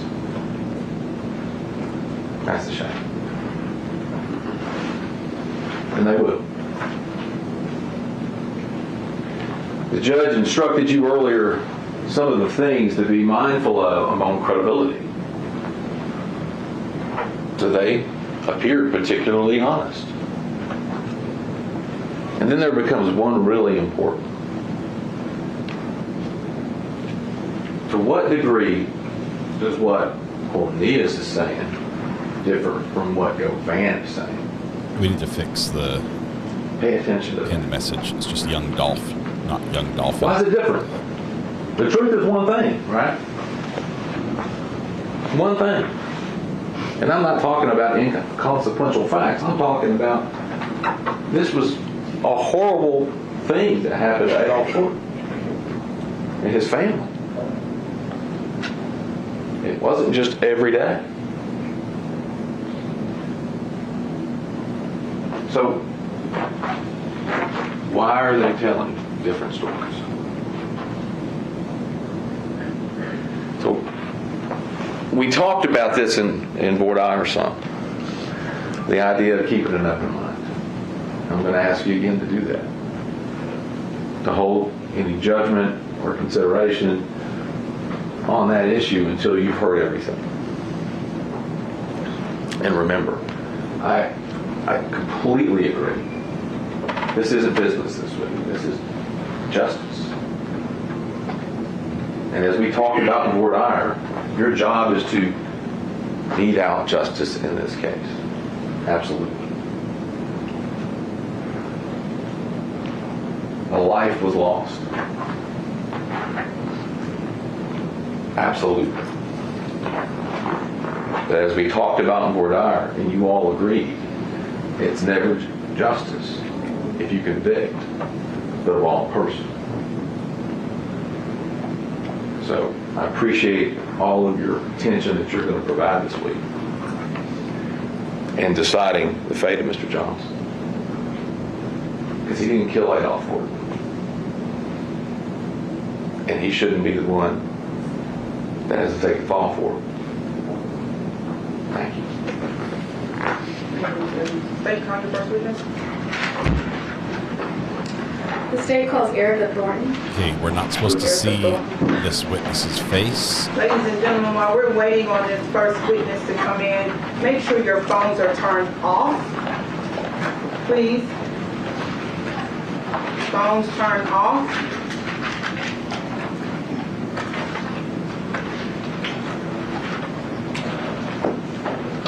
And if anyone feels like that they won't be able to handle emotionally testimony, things they might see, I ask you to leave. Please, remove yourself. There will be no outburst. Here's our witness. You swear or affirm to tell the truth? Yes. That's a short oath. Do you swear or affirm to tell the truth? Yes. All right. Good morning. Good morning. There's Could our you state and feet. spell your name for the record? Erica, E-R-I-C-A, Thornton, T-H-O-R-N-T-O-N. Thank you. And did you know an individual by the name of Adolf Thornton Jr.? Yes. And how did you know him? It's my brother. What kind of relationship did you both have? Sister-brother relationship. We were all pretty close. We had a great relationship. Spoke all the time. Hung out every chance we could get together. So we had a great relationship. Okay. And if you were shown a picture of your brother, Mr. Thornton, would you be able to recognize him? Yes.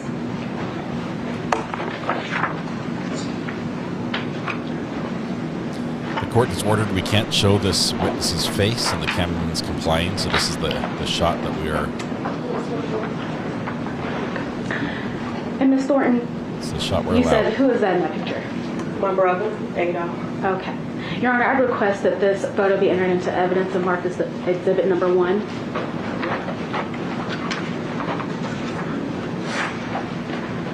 This is a photograph of who has been described as Adolf Thornton Jr. wearing a black cap, turned backwards glasses, We'll mark this as Exhibit 1 to this. No objection. Thank you. Thank you, Your Honor. And may I have permission to... Thank you. And Your Honor, may I have permission to publish this to the jury? Yes.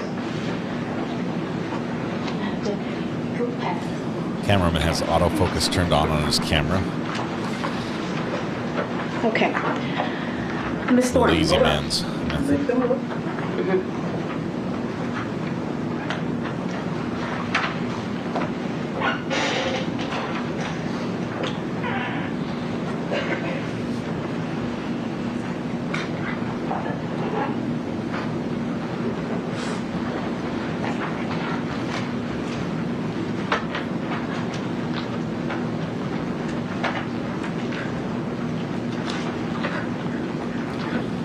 Judge allows anything below the shoulders to be shown of the witnesses. So it does look a little strange staring at their feet. Cameraman opted to show their hands instead. Everything that's marked as an exhibit will go back to you when you deliberate. So you'll have opportunities to examine all the evidence. All the exhibits go back to the jury. So, Ms. Thornton, you're familiar with his family, correct? Yes. Does he have any children? Yes. How many children does he have? He has 2. Okay. When was the last time you saw your brother? So last time that I saw my brother was in September, right before Labor Day. So 2 months before he was murdered. Okay. And you did find out that something had happened to him? Yes. Okay. Did you know of any funeral service of Mr. Thornton? Yes, I planned it. Okay. Did you attend? Yes. Okay. My final question, do you miss your brother? Most definitely. Okay. Your Honor, at this time I'd like to read a stipulation of fact into the evidence. It has been signed by both parties and Your Honor. Any objection? No objection. So before you do that, ladies and gentlemen, what she's getting ready to read to you is what she just said is a stipulation between the parties. The parties have chosen to, in order to keep witnesses from having to testify, witnesses from having to testify about certain events and things, the parties can stipulate to those things.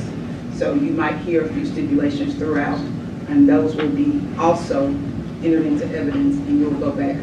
It will go back with you also. Yes. The parties in this matter, the state of Tennessee, represented by Paul Hagerman and Iris Williams, and the defendant Justin Johnson, represented by Luke Evans, respectively, have agreed to the following. The victim in this case is Adolph Thornton Jr. He was a living person and is now deceased. Adolph Thornton Jr. was, as you will hear in later testimony, the same person that autopsy 2021-2619 was performed upon. These facts agreed to by the parties and may be accepted as true without the need for a witness or further proof. This is a stipulation made in all homicide cases so that the family members of the victim do not have to view autopsy pictures of the victim. It is so stipulated and approved by the court. And Your Honor, at this time, I request that this stipulation be entered into evidence and marked as the next number exhibit. No objection. The first 2 witnesses are family members, and they will not be shown. After that, we'll go witness by witness. Facts, dealing with the agreed upon facts of the witness not having to testify as to a autopsy photo signed by all parties. We'll mark this as exhibit 2 for this. The judge reiterates the argument instead of just saying mark it as exhibit 2. Your Honor, at this time, I'll pass the witness. They should. No questions. No questions. Okay, now watch. Oh, she's gonna step down. Yeah, down. Oh, so we showed the jury, and now we're.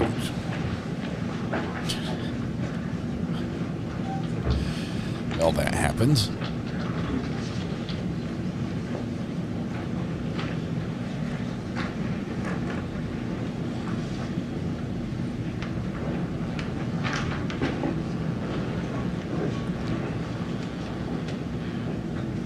Two, three, four, 5 jury members readily identifiable, I think.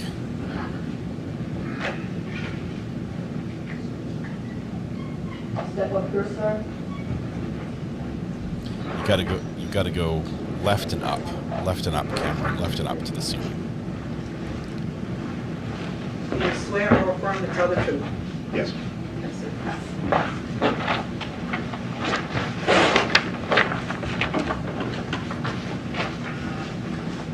You can face me. You don't have to worry about that microphone. Just sort of keep your voice up, okay? Yes. Tell us your name. Blue Hopkins. Can you spell your first last name? BLUEHOPKINS. You go by Blue, is that right? Or Mr. Yes, sir. Blue or something? Yes, sir. Is that right? Real name is Raul, R-A-U-L, Hopkins, H-O-P-K-I-N-S. Thank you. How old are you? 60. Do you know Adolph Gordon Jr.? Yes, sir. How do you know him? From the neighborhood, family, What neighborhood? Castalia. Cameron's lost. And tell the jury where Castalia is. It's South Memphis. It's north of Dunn. Is that where, and I'm going to call, if Adolph Thornton Jr., what did you call him? Young dog. Young Dolph or Dolph? Dog, yes, sir. Is that where Dolph grew up? Yes, sir. Were you Dolph's friend Friend? for his whole life? Yes. Are you also involved in his business? Yes, sir. What was your involvement in his business? I was his security. And how many years have you been working his security? 7 years. Job probably quite a bit of travel. Yes, sir. A little bit of stress. Yes, sir. Tell me about Dolph's record label. What was the name of it? Paper Out Empire. And is that Dolph and other artists? Yes. Dolph helped promote those other artists? Yes, sir. And Dolph would perform sim concerts and things like this? Yes, sir. You were in charge of security for many of these things? Yes, sir. For some years, it sounds like. Yes, sir.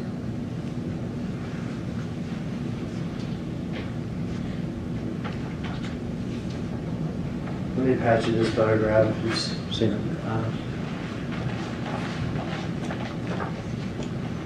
Tell me what that is underneath that little placard. That's the PRE chain. Okay, and PRE, that Paper Route Empire? Yes, sir. His label? Yes, sir. And he says a chain, like a necklace or something? Yes, sir. Is that Dolph's? Yes, sir. You're not around to move that into evidence that states next number exhibit. Objection.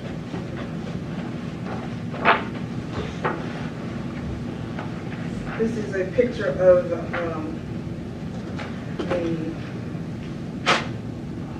chain, or emblem for a chain, PRE, with the placard number 64. Looks like in a pot. We'll mark that as exhibit number 3.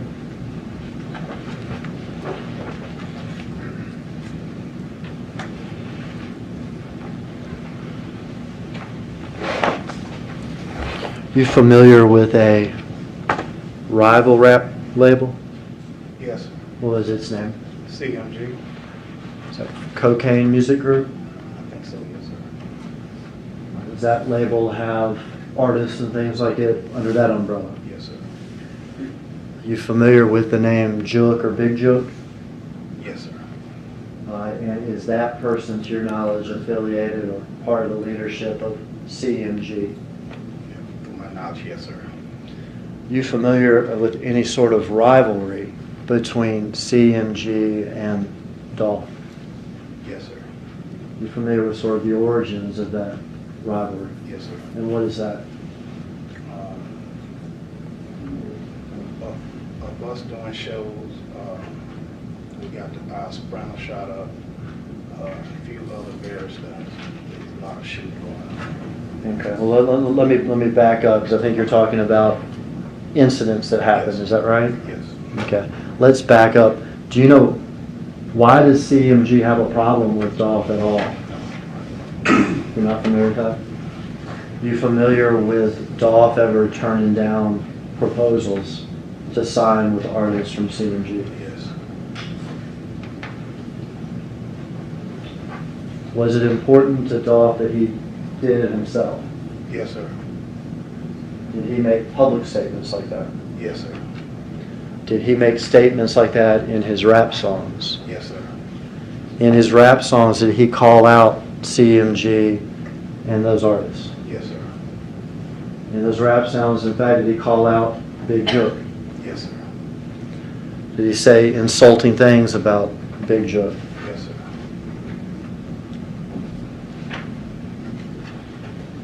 sir.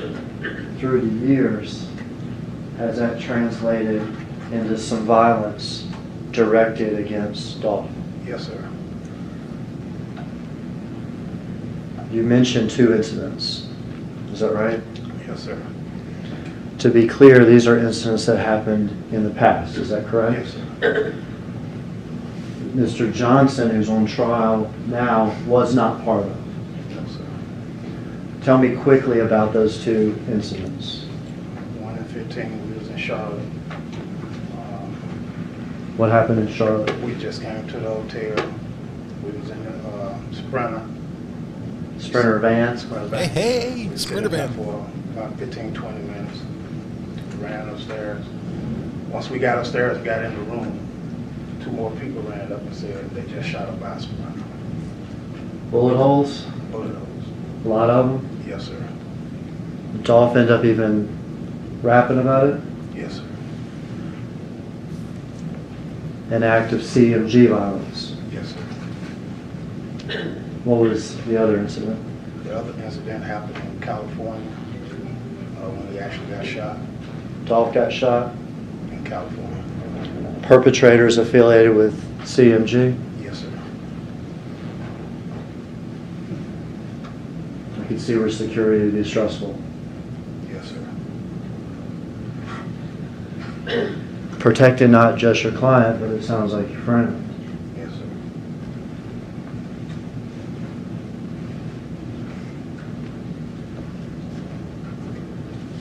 This is just a little piece of paper. Defense counsel seeing this.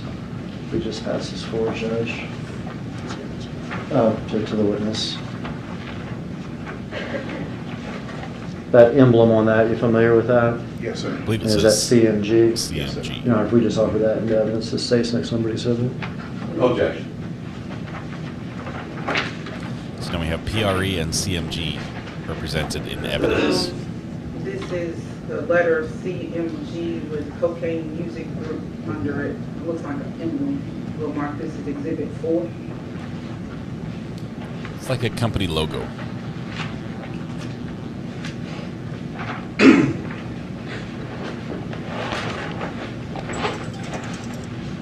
I left my phone on.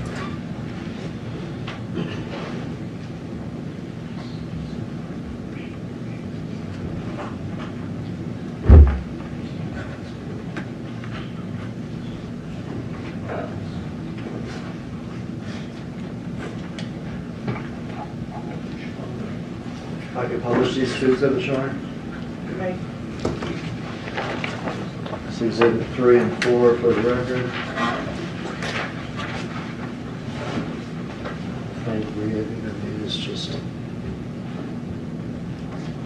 I'm publishing the exhibits with the logo of PRE, Paper Route Empire, and CMG, Cocaine Music Group.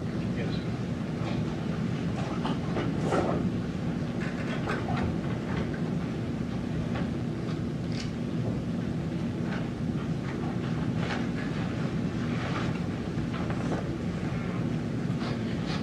Could have Mr. Blue identify some people real quick in the video itself, Your Honor, if we could stop it for a second. I've spoken with defense counsel, and this video will go ahead and admit into evidence. I don't think we need to mark it right now. It's on the flash drive. We do. You Don't want to mark it right now? I don't think we need. We can view it if there's questions, and then we can mark it after he testifies, rather than having to load everything back up. Cannot play a music video. I'm gonna watch a little bit of this, okay? No, Sure. I have to kill music.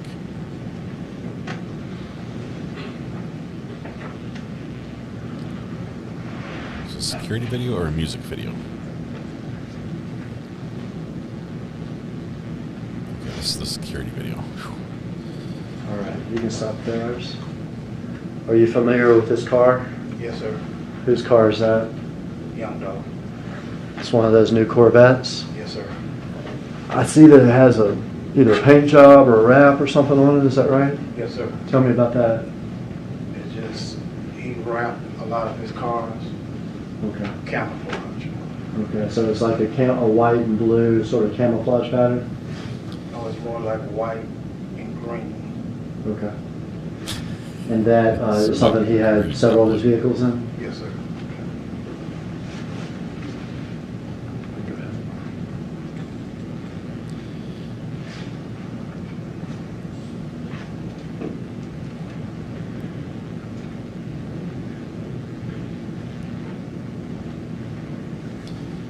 I think that camo makes it stand out more than it makes it blend in. But that was the style he used on many of his cars.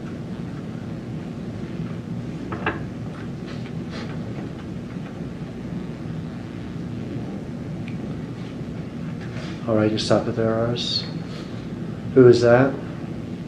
That's Young Dog. All right. A tall guy for being in a short car like that. And who is that? That's his brother. Is his brother's name Marcus? Yes, sir. Do you know Marcus? Yes, sir. Has this event had a significant impact on Marcus? Yes, sir. Did Marcus sometimes help with Dolph's security? Yes, sir.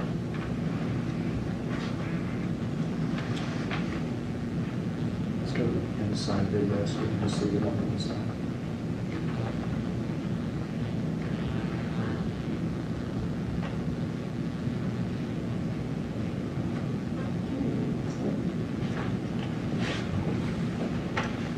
Is that the car arriving? Yes, sir. Do you know where they were arriving from? No, sir, I don't.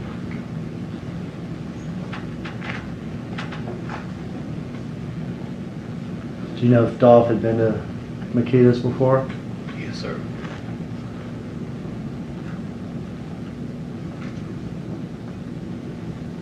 Had you ever been there with him? No, sir. Had you ever even tried the cookies there? No, sir. He ever talked to you about the cookies? Yes, sir.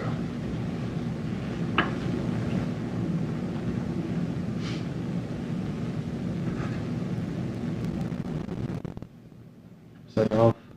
Yes, sir. The chain around his neck, is that the PRE chain? Yes, sir. The one that we saw in the exhibit? Yes, sir. And that's Marcus behind him? Yes, sir.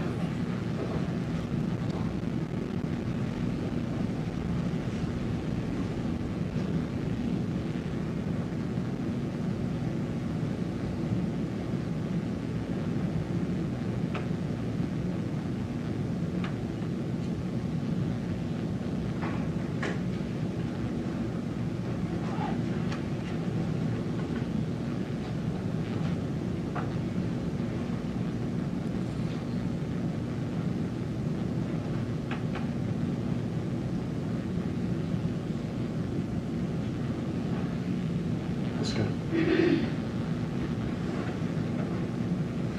Happens quick.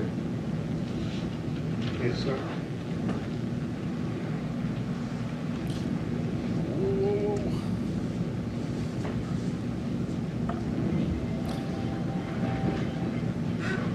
It's the third phone going off in court. Yeah, let's look to see whose phone it is. Last remark is exhibits later on in the trial. No further Any questions. objection about the marking of the exhibit? Sorry, Judge. Any objection to the marking of the exhibit? No objection. I'm super nervous. Any questions, Mr. Evans? No question. Thank you, sir. There's our OSHA trip hazard. Power strip in a walkway.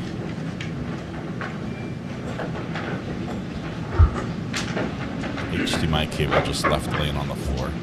I see violations all over the place. This is terrible. They've approached here. Audio's cut off.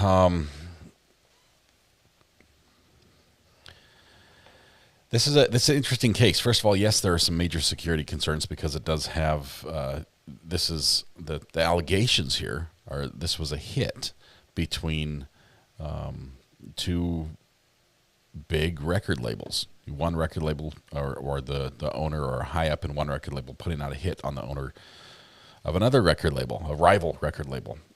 There's a lot of money at stake. The hit. It's time to take a break.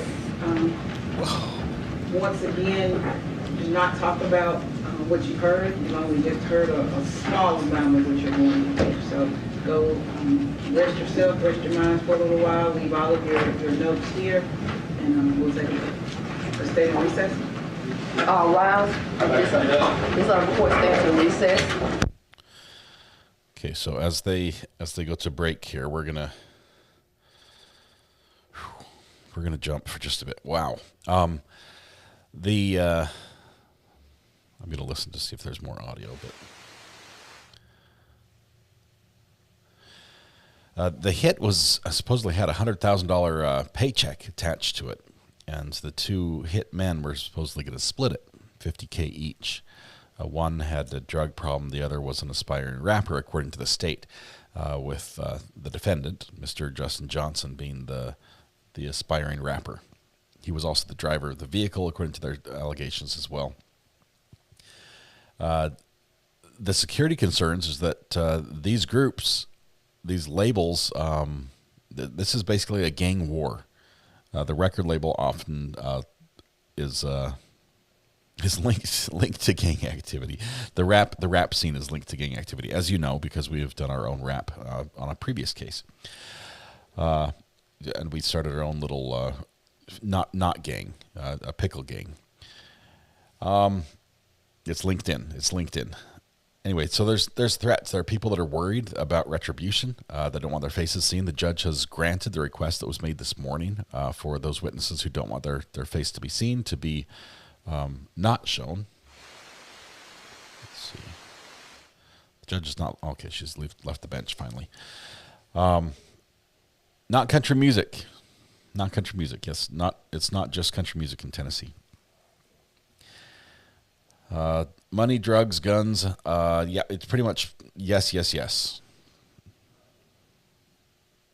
And unfortunately, there's a fourth one that tends to run in that group as well. Adam, it's good to have you back with looks like you've got a new name, Waterdrop Nusky. Nice to have you. Just got on. What's this trial about? This is the murder trial. One of three people allegedly involved in this murder, as defendants. One pled guilty. Another is still to be tried, and the third is one we're watching right now. So, Justin Johnson's the one we're watching right now. He is allegedly the driver and one of the two gunmen who shot and killed Adolph Thornton Jr., whose rap name was Young Dolph. Young Dolph had a record label called PRE, Paper Route Enterprise. What was it? PRE? I know it was Paper Route something. But that was his label. He was a rapper. He was an up and coming star, and he was he was making some money because he was buying a bunch of cars. And that was his label. He did it without going through the big record labels or somebody else. He did it all on his own. That was important to him. But that ticked off the other labels who wanted A, less competition, and B, him under their label. So he made some enemies there, and that's what instigated this situation. Our rap name is Rag for Life. Yes, we can listen to the rap here during the break if you guys would like. I'm not sure how long the break is. I can cue it up if you would like. Paper Route or Route Empire. Paper Route. I think it's ROUTE, like paper out, like the newspaper route. But I guess it's a play on words, so both could work. Don't understand the big money in this stuff. There is huge money. It's music and music sales. There's a lot of money there. A ton.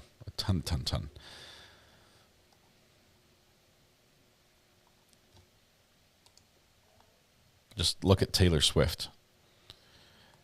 Obviously, different style of music, but there's a lot of music money floating around. We also do have a Canva link. We're doing a group thumbnail for this case.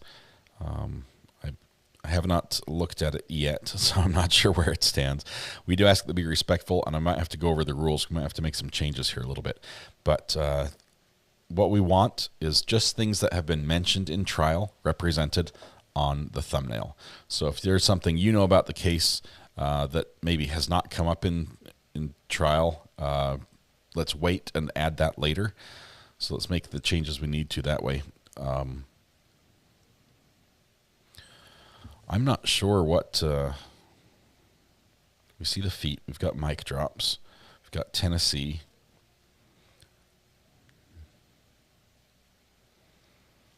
Cookies. I'm not sure what the main picture is in the middle. The blurry, unlike any other saberfly. What is saberfly?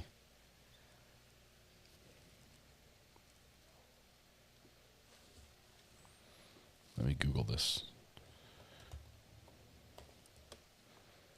Don't want to show it here because it might be a copyrighted image too.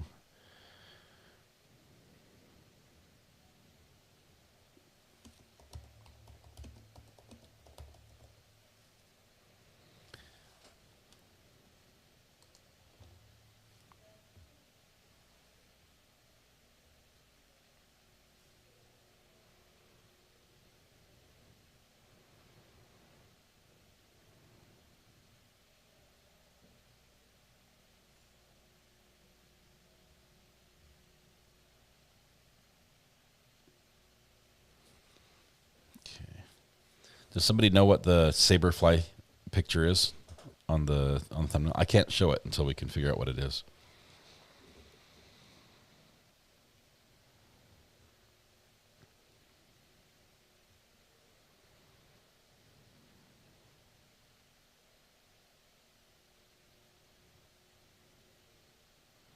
I'm not seeing a response. We might have to just delete it off the thumbnail.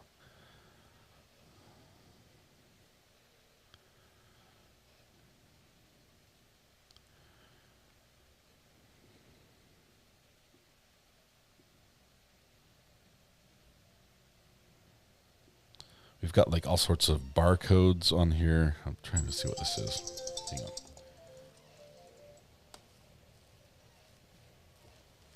Call from Corey's going to help these people. To accept, press 1. Donnie, good morning to you. Yeah, just tell Corey that all these backlogged internet problems he has to deal with now. It's 1,000 people calling me. I only can handle so much. I have to go on stage. Yeah, so I appreciate if Corey can just take this off my hands. I really appreciate it. Thank you for the new trial. Have a good one. Thank you, Donnie. Appreciate it. Bye. Donnie had the internet last week. For those who are calling him because he had his number saved in your speed dial, Corey and Julia Juniper are the new people to call with your internet problems. All right, thanks. Appreciate you guys fixing up. Not seeing where saberfly is coming in. Curious about the barcodes and the saberfly. Might have to remove those out of the picture if we don't get an explanation here. Can we drop a few bars? We can play the whole song while we're on break if you'd like. We can play Big Deal if you guys are ready for that.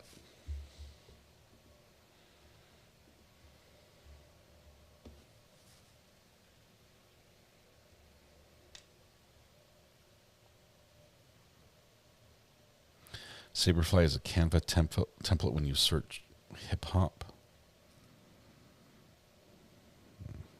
Yeah, let's pull that out. We want it a little more relevant, I think. All right, here goes a song. This is a song we made when we were watching another trial that had a lot of gang references in it. And if If you're not ready for big deal, you don't belong here. Just kidding. This we made in jest. We just had spent an all day learning about gangs and about how gangs operate and about their signs and the way they communicate and the way they incorporate certain meanings in songs and everything like that. And I said the only thing left to do is to make a rap song ourselves for the channel. And so we made one all in jest. Obviously, we're not a gang, nor do we condone gang or gang activity. But this was our attempt at competing with the real rappers. Here we go. Wake up in the morning wearing headphones. I'm running court into your brain like it's an end zone. My money's green like the pickles and you want some. Don't interrupt cause I don't want your lame objection. From land t-shirts to murder, I think I've seen it all. From picking juries to when the gavel falls. The judge takes the bench and the bailiff yells all rise. And pay respect to the one and only go to true crime. Imitators they try but they just can't achieve. And when they fail they be like, ow, I stepped on a beat. Take the stand and the jury chooses not to believe. Because there will never be another creator like me. Big deal in one corner and the count in another. We've got the judge reading chat while we talk to the lawyers. All our clips go viral, they're too good not to share. Came in late, check the thumbnails, you'll find it all there. They say I'm addicted to rhyme, but it's more than just time. And the mic is hot, the gavel drops, and I'll be talking about crime. And don't you worry about the sound, cause I'm keeping it real. Just like a pickle jar, but I'm one big deal. They say I'm addicted to rhyme, but it's more than just time. And the mic is hot, the gavel drops, and I'll be talking about crime. And don't you worry about the sound, cause I'm keeping it real. Just like a pickle jar, but I'm one big deal. I forgot how good that song was. It's so much fun. Oh, yes. Big deal. Big deal.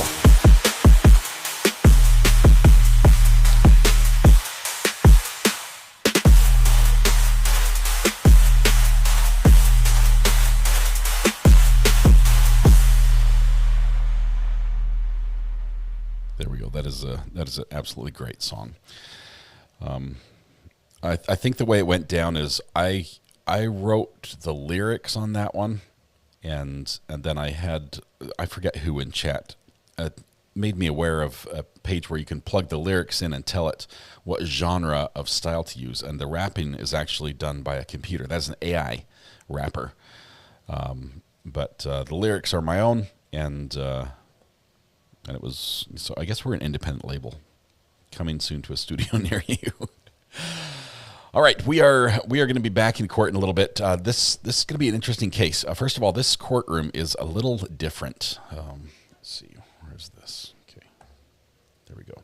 This courtroom is a little different in its layout. It's sort of, I would say, not standard. It has a throwback look to it, but I think it is modern. So it's a retro style, I think you'd call it. We've got furniture that has curves and waves. There's carpet on things. It's like almost church pews instead of the wooden benches we're normally used to in court. The judge is behind a plexiglass drummer cage. The witness just sits on a swivel chair with nothing in front of them. The mic is off to their side, so she would be, for the witness to actually testify, or the judge to hear, they would turn and face the judge. That's where the mic is, but instead they face forward. Mic's a little weird. I think we have one condenser mic that is hanging over, if you look really closely, it's hanging over the carpeted divider, that curved divider in the center of the courtroom. That way when witnesses or when somebody talks towards the center of the courtroom, it gets picked up better than the rest. Did a little work trying to figure out where that was. Can we green screen the courtroom? I could key out. I could key out the color of the walls if you'd like. We could change the walls to be a different color. We've done that in other courtrooms that had particularly offensive color styles.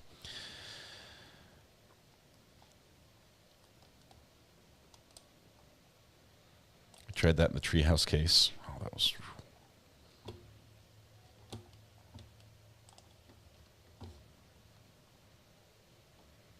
In addition to just the layout, the interesting things that are layout wise for this court, this is our second Tennessee court? I think it's our second Tennessee trial. This judge has granted the request for certain witnesses to not be shown, their face not be shown. Their name is allowed to be used. I don't think we have any juveniles testifying, but their names are allowed to be used. Their face will not be shown. Instead, they've said you can show basically from here down. So shoulders down is what we see.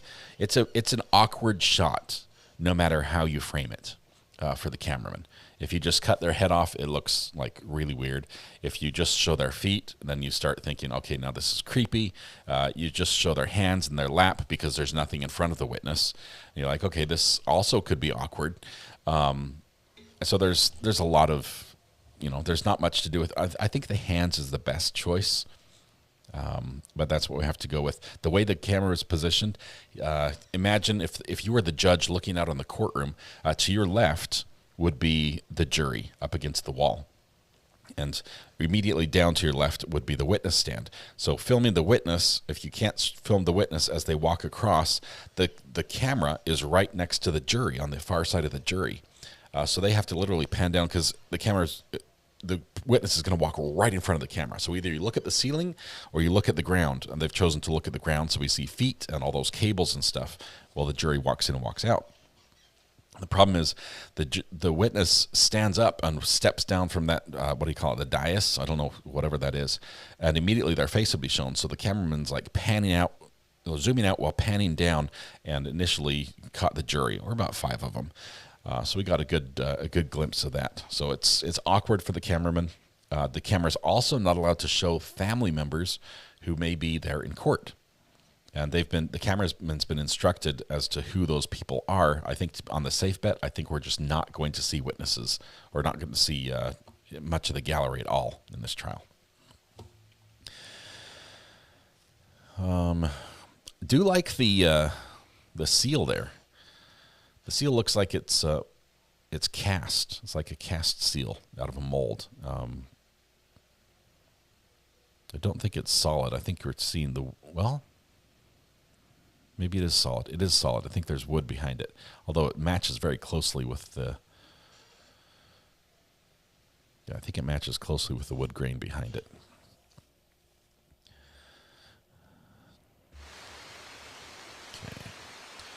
Still nothing from court, but a hiss. The decorator was, "I am hideous." That's funny. Interesting, there is a lot of carpet, and it's a little hex, a little square patch design. Interesting look. I don't know who the architect was for this courtroom, but crazy. Does anyone know when this courtroom was built?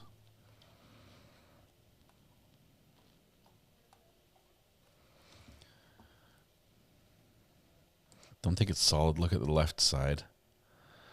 I'm looking, but look at the grain. Look at the grain up around the of Tennessee. It almost looks like it's a circular grain pattern, and it should be vertical if it were completely transparent. Plus, I don't know how they'd get all those little dots to float the way they do. So I think it's got a wood or a false wood background on the seal. Ohio Jin says, "Am I the only one who likes this courtroom?"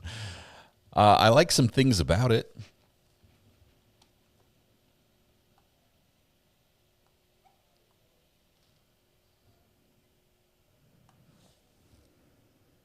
Okay.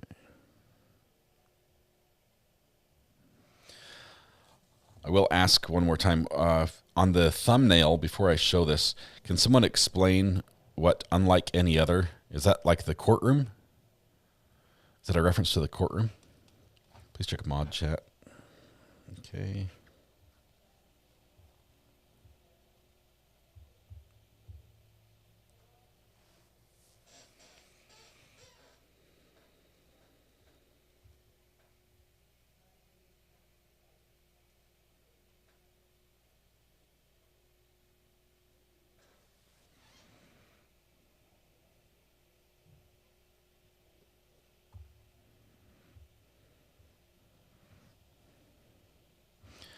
I'm looking at mod chat and I don't see anything about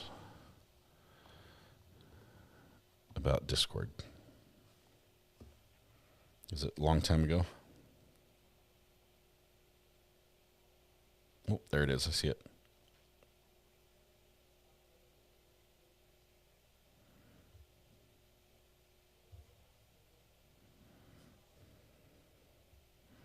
It was hiding.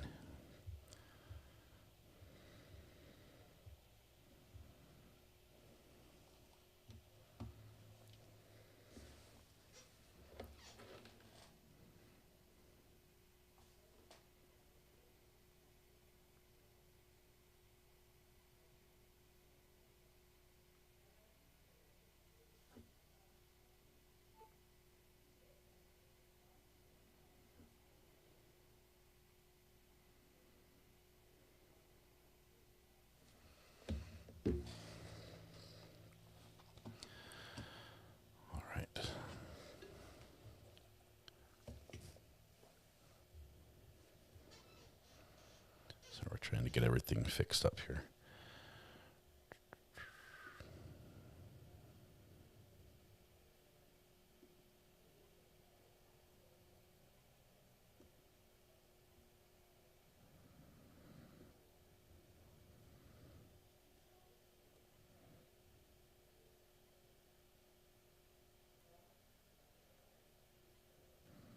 I think we've got a few more minutes here before we come back from lunch. Or come back from this break. Did they say how long it was going to be? I'm showing about 10 minutes more on some counters.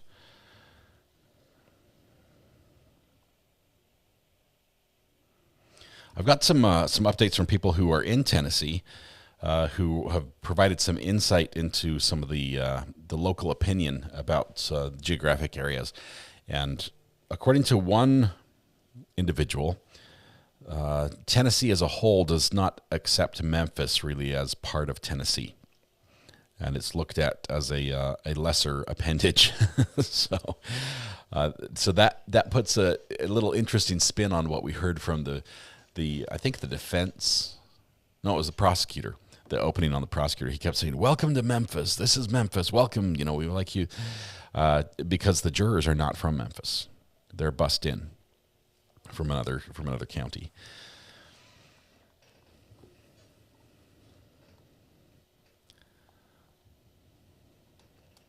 Heavenly Wood is also in Tennessee.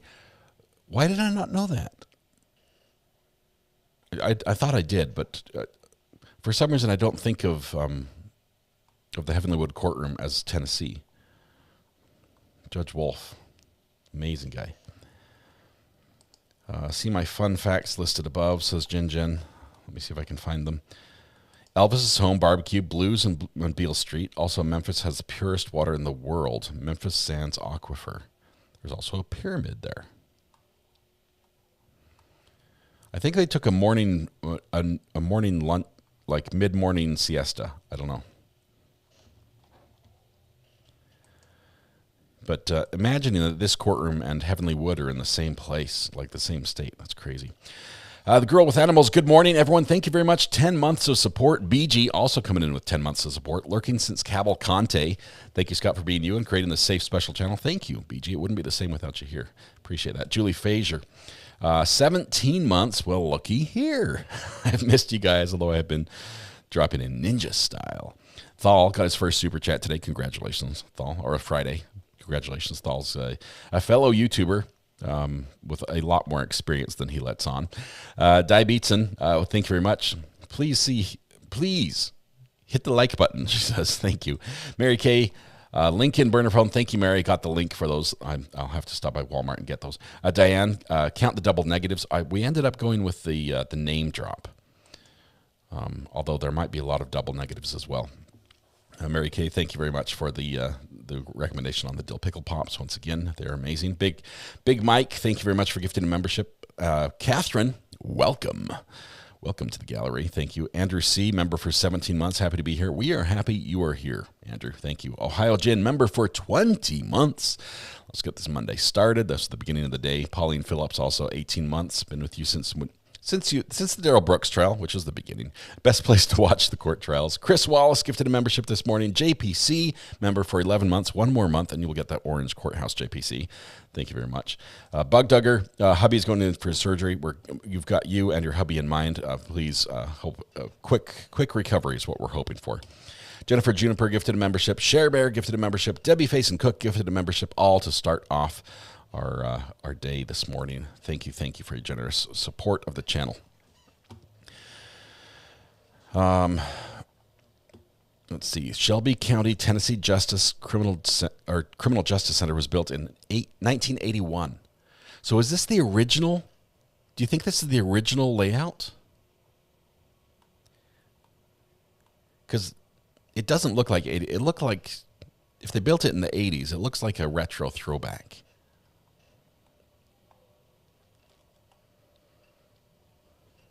You have the Peabody Hotel, which has 5 resident mallards that walk through the lobby. They've got ducks in the hotel. That's awesome. It looks old enough to be the original. They got the furniture on clearance. 80s decor for sure. I was thinking it was older than that, but maybe that is.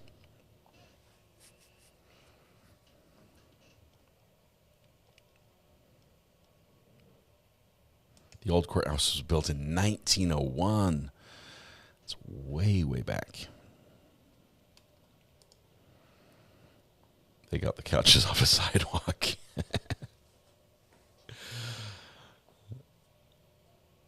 When does it count as not retro but classical? It needs to like be one like era older than retro to be classical, right?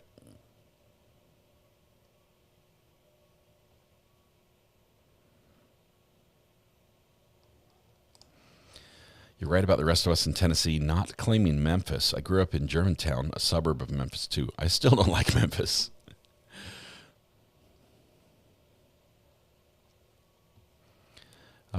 Fun fact, fun story. When we bought this house was built in what, I think it's 1915. I think it's 1915. It's a very old home. And the kitchen was a retro style kitchen, but it was a throwback to like the 1950s, where everything, all the appliances, including the cabinets and the freezer combination, which hung on the wall like a picture, according to the ad, the stove, the countertops, the upper and lower cabinets all around the kitchen were all made by General Electric. Yes, and you didn't know General Electric used to make metal cabinets that matched in that same green color the rest of their appliances. Well, the appliance was the all-in-one kitchen center. It was a showpiece. It was amazing. It was a 12-foot long stainless steel topped single countertop that had everything from the dishwasher, the sink, the stove, cabinets, everything all under one big piece. It was just one unit that was installed. And then everything matched, top and bottom. We had that. And we also, the decoration in the kitchen when we bought the house were framed poster-size advertisements from General Electric in the 1950s for the very items that were installed in our kitchen. The long kitchen center, the fridge freezer that hangs on the wall. It was terrible. It was awful. Okay, you can imagine Mrs. R.A. spends a lot of time in the kitchen. She likes to cook. She's a great cook.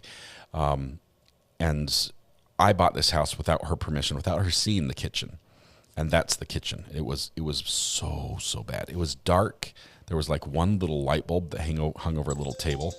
It was terrible. I think we have a prank call. Hang on.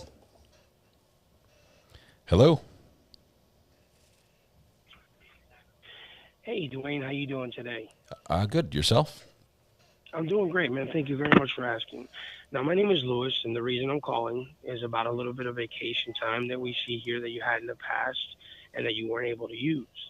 Now, this isn't a sales call. I'm just doing a little bit of a follow-up call because our records show, that you were never able to travel.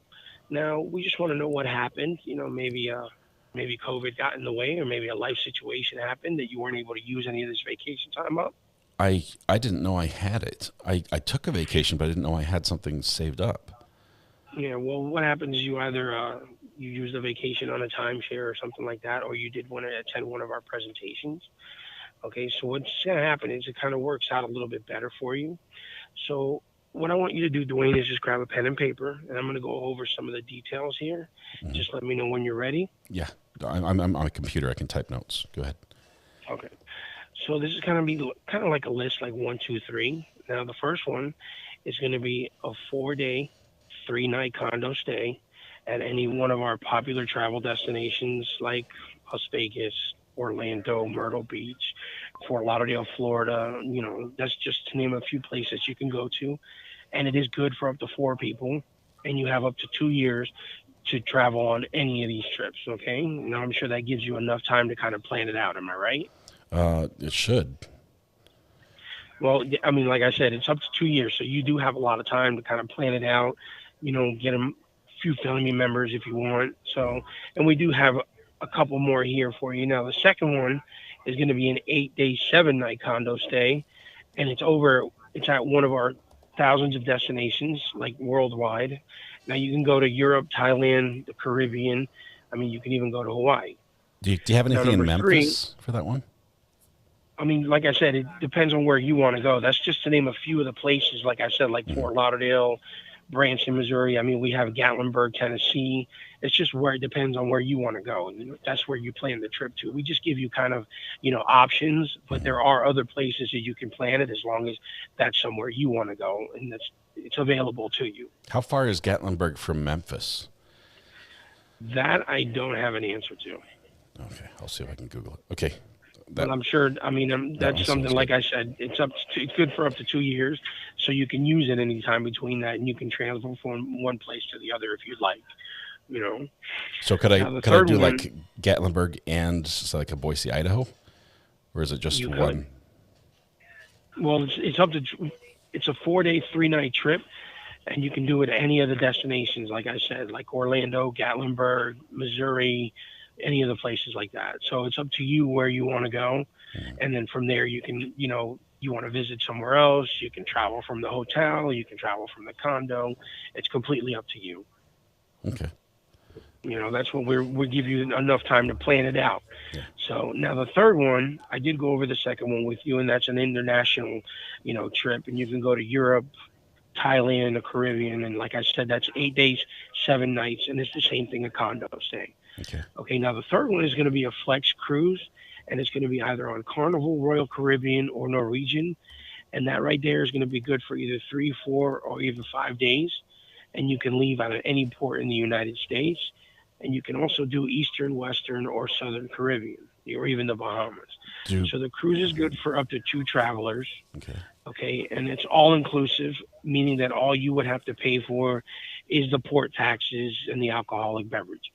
Now that does sound like something you could can get use. spendy on the last one, but yeah, I mean, alcoholic beverages do get kind of, especially if you like drinking. You are on vacation, so I mean, personally, especially if we're saving as enough money that we're giving you on all these trips, that does give you enough time and enough money to, use it on that alcohol. If I just like drink water, though, there wouldn't be a charge for that, right? No, of course not. Okay.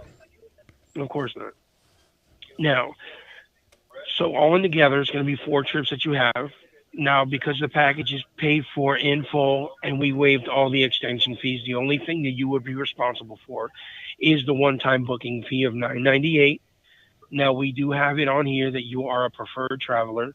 So what I can do is transfer you over to one of our travel coordinators, and they can see if there's something extra special they can do for you. Okay, Dwayne? I'm looking at a couple. I just wanted to check. I've got my notes, but I didn't write down. Do you have anything that goes on the Snake River, like a river cruise? That is something you can talk to one of our travel coordinators. Because like I said, we do have a cruise, but I'm sure there's something that they can do for you and they can look up for you. Okay? All right. All right, Dwayne, give me 1 second.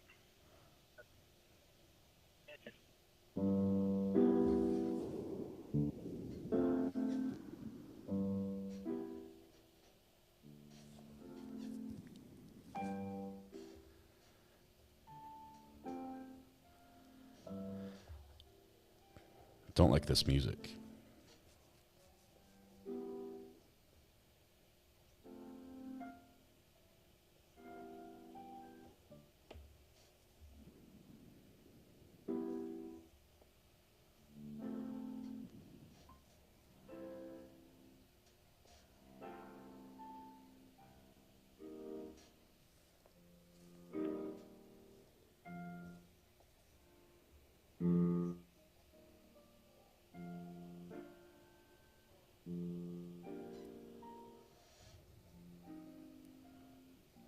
Hey, honey. We've got it's a call about vacation time we didn't use. I don't know why they're playing music now, but there's some vacations that we didn't. It's something that I had bought before or I had won before. I don't remember what he said. But there's a whole bunch of options.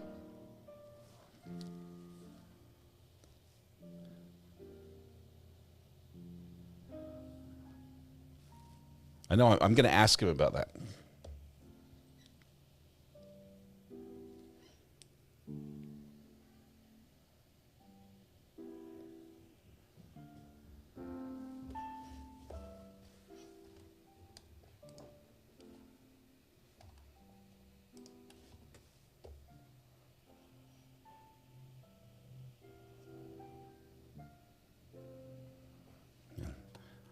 I wonder if all the legal vices people would want to come with, if we did like a group thing.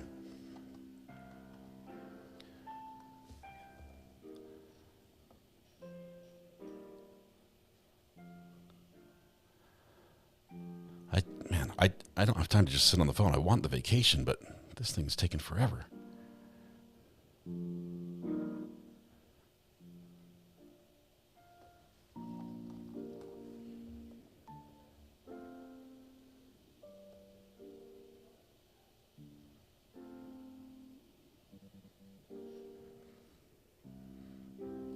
I've had root canals that weren't this long.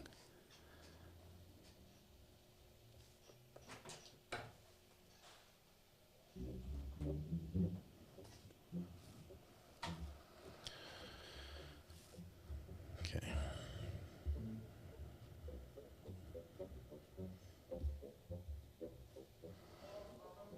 I think this is Hall of the Mountain King. I know this song. Hall of the Mountain King.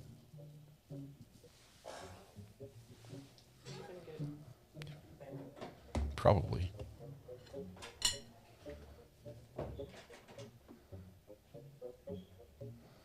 Looking for my mouse. We're gonna play my own music. I need like vacation music in the background. My vacation music sounds more like this. Oops. If I turn the volume on, it works better. Wake up in the morning wearing headphones. I'm running court into your brain like it's an end zone. My money's green like the pickles and you want some. Don't interrupt cause I don't want your lame objection. From lead t-shirts to murder, I think I've seen it all. From picking juries to when the gavel falls. The judge takes the bench and the bailiff yells all rise. And pay respect to the one and only go to true crime. Imitators they try but they just can't achieve. And when they fail they be like, ow, I stepped on a beat. Take the stand and the jury chooses not to believe. Because there will never be another creator like me. Big deal in one corner and the count in another. We've got the judge reading chat while we talk to the lawyers. All our clips go viral, they're the good not to share. Came in late, check the thumbnails, you'll find it all there. They say I'm addicted to rhyme, but it's more than just time. And the mic is hot, the gavel drops, and I'll be talking about crime. And don't you worry about the sound, cause I'm keeping it real. Just like a pickle jar, but I'm one big deal. They say I'm addicted to rhyme, but it's more than just time. And the mic is hot, the gavel drops, and I'll be talking about crime. And don't you worry about the sound, cause I'm keeping it real. Just like a pickle jar, but I'm one big deal.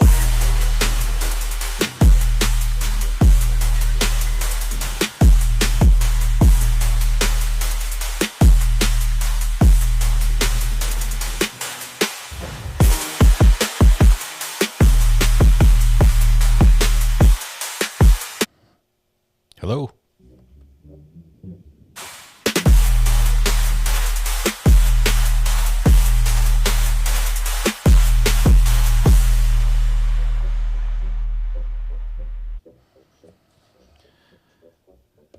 Okay, I can tell you one thing. Dwayne does not wait around forever.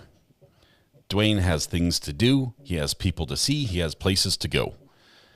And Dwayne has been on hold now for nearly 2 full songs. Dwayne is a bit of a big deal. I've sat through timeshare presentations that didn't take this long. Might have to sit through another if I want this vacation.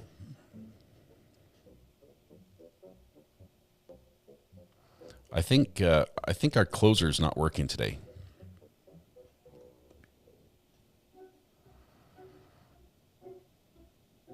I've been on cruises that were shorter. Oh, man. 4 days, 4 people, 8 days, 7 nights, a flex cruise on basically any of the big cruise ships.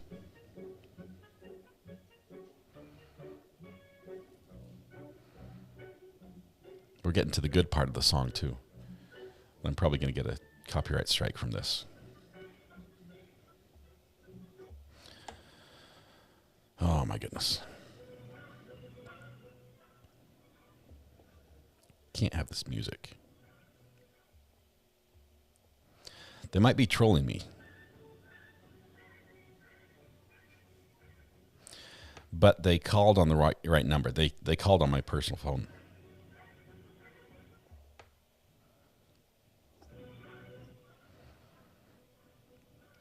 Hall of Mountain the King is getting wrapped up into a frenzy.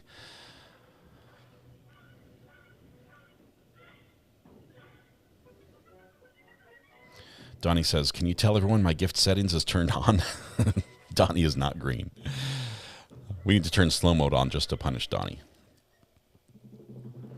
I might be spammed back, but here's what spammers generally don't have. Hold music. This is like next level. Ooh, flute. New age flute. Yeah, you played that part already.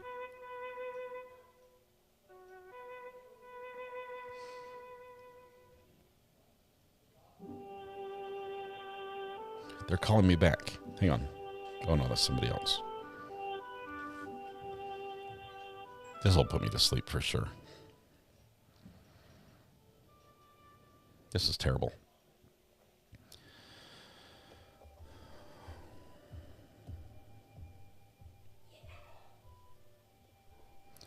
I'm going to tell them that this piano music was their hold music. And even when they answer, it just won't stop.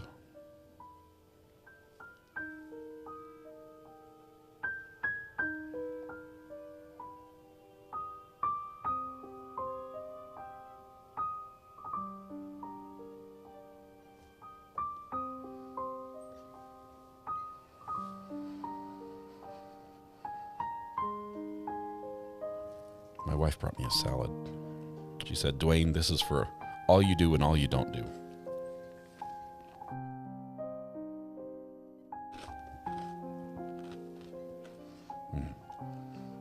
Those croutons are super crunchy.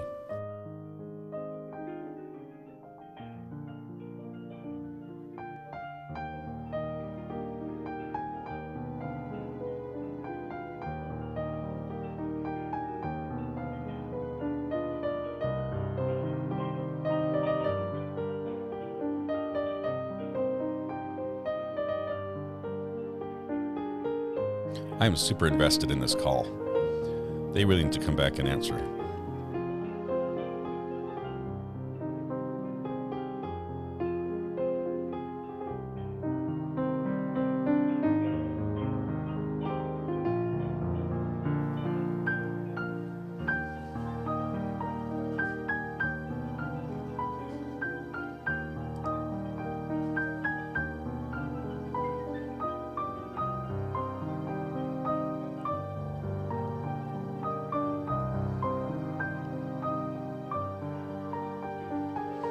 I think by now the SWAT team could have triangulated my position and burst down the door.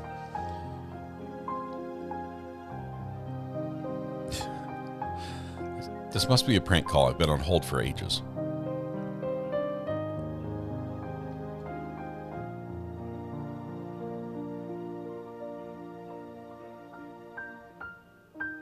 Maybe he looked up Snake River Cruises and then decided to not transfer me to his boss.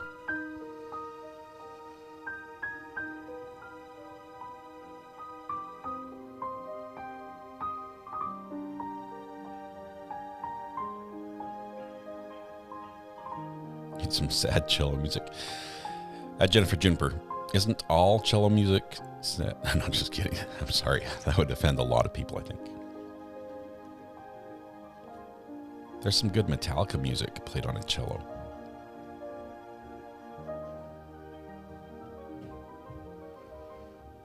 Man, we got through all of sad piano.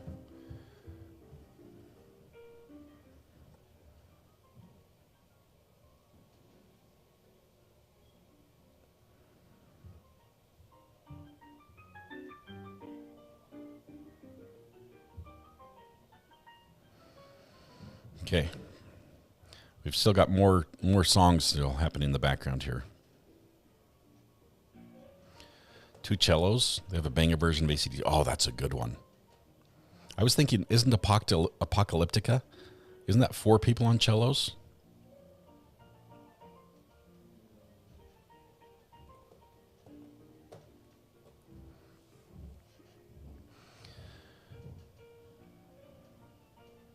This is a very long break. I don't know why we're still on break. Maybe the defendant has decided to plead guilty. Maybe we're coming back right now, though. If we come back, I've got to ditch this call. I've been on hold for practically, well, I've been on the call for 17 minutes, 40 seconds. I don't wait for Vonage for this long.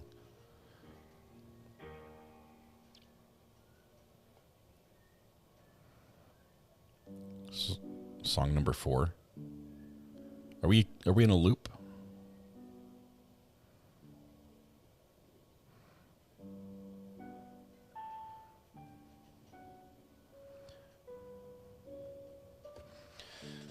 Apparently, court's going to return at lunch. They're going to lunch.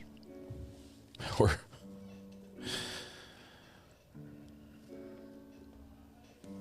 at lunch. Which is good because we have, my lunch is here. My salad has arrived. I've set it on the keyboard for safekeeping.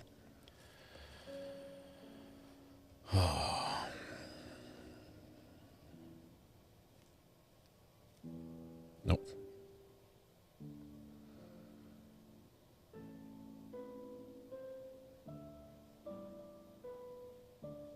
Okay, I'm going to hang up. Maybe it will trigger their system to recall me. 2 seconds. Okay, that's 19 minutes on the dot. I hung up. That's my limit. At 19 minutes, the scam call is over. It's a very nice salad. This is a mixed iceberg lettuce, cabbage and red cabbage and carrots. We have also some looks like mozzarella cheese, bacon bits. What are these? They should give me cranberries. It has cranberries on there as well, with croutons, and then the salad dressing is Olive Garden Thousand Island, or Olive Garden Italian. And with that, that means it's time to take lunch.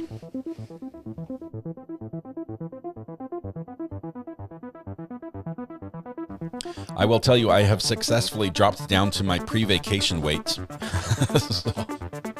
those are cran raisins. They're huge. They're massive. I'm not sure if I like them. All right, looks like court is going to lunch. We're also going to go to lunch. We're going to come back and continue following this case out of Tennessee. It's a little bit different, and I'm liking it. So far, so good. And the salad too. Enjoy. Thank you. Court's going to be back in 55 minutes. We're going to be back in about 45. So just after the top of the hour. That being said, like literally as we speak, the camera starts moving. Now it's looking at the ceiling. We'll be back at the top of the hour, and we'll follow with the afternoon's happenings out of Memphis, Tennessee in this court case. It's another gang shooting. It's a music label gang shooting. I'm not sure if gangs have been mentioned yet. I think it's, as a matter of fact, no gangs, just business. Just business. Tonight when you go home, please hug the people you love. Smile at someone, make their day just a little bit better, and please go live. No, wait, please stay safe until we go live next. Please go live as well. I also recommend that. But I'm going to eat fast. Have an enjoyable lunch. accidentally changed the jurors so they're not on the screen right there. You didn't see those jurors. You didn't see those jurors. There we go. All right. Have a good lunch. We've got a lot of other court cases to follow, so be good. We'll see you guys in a little bit.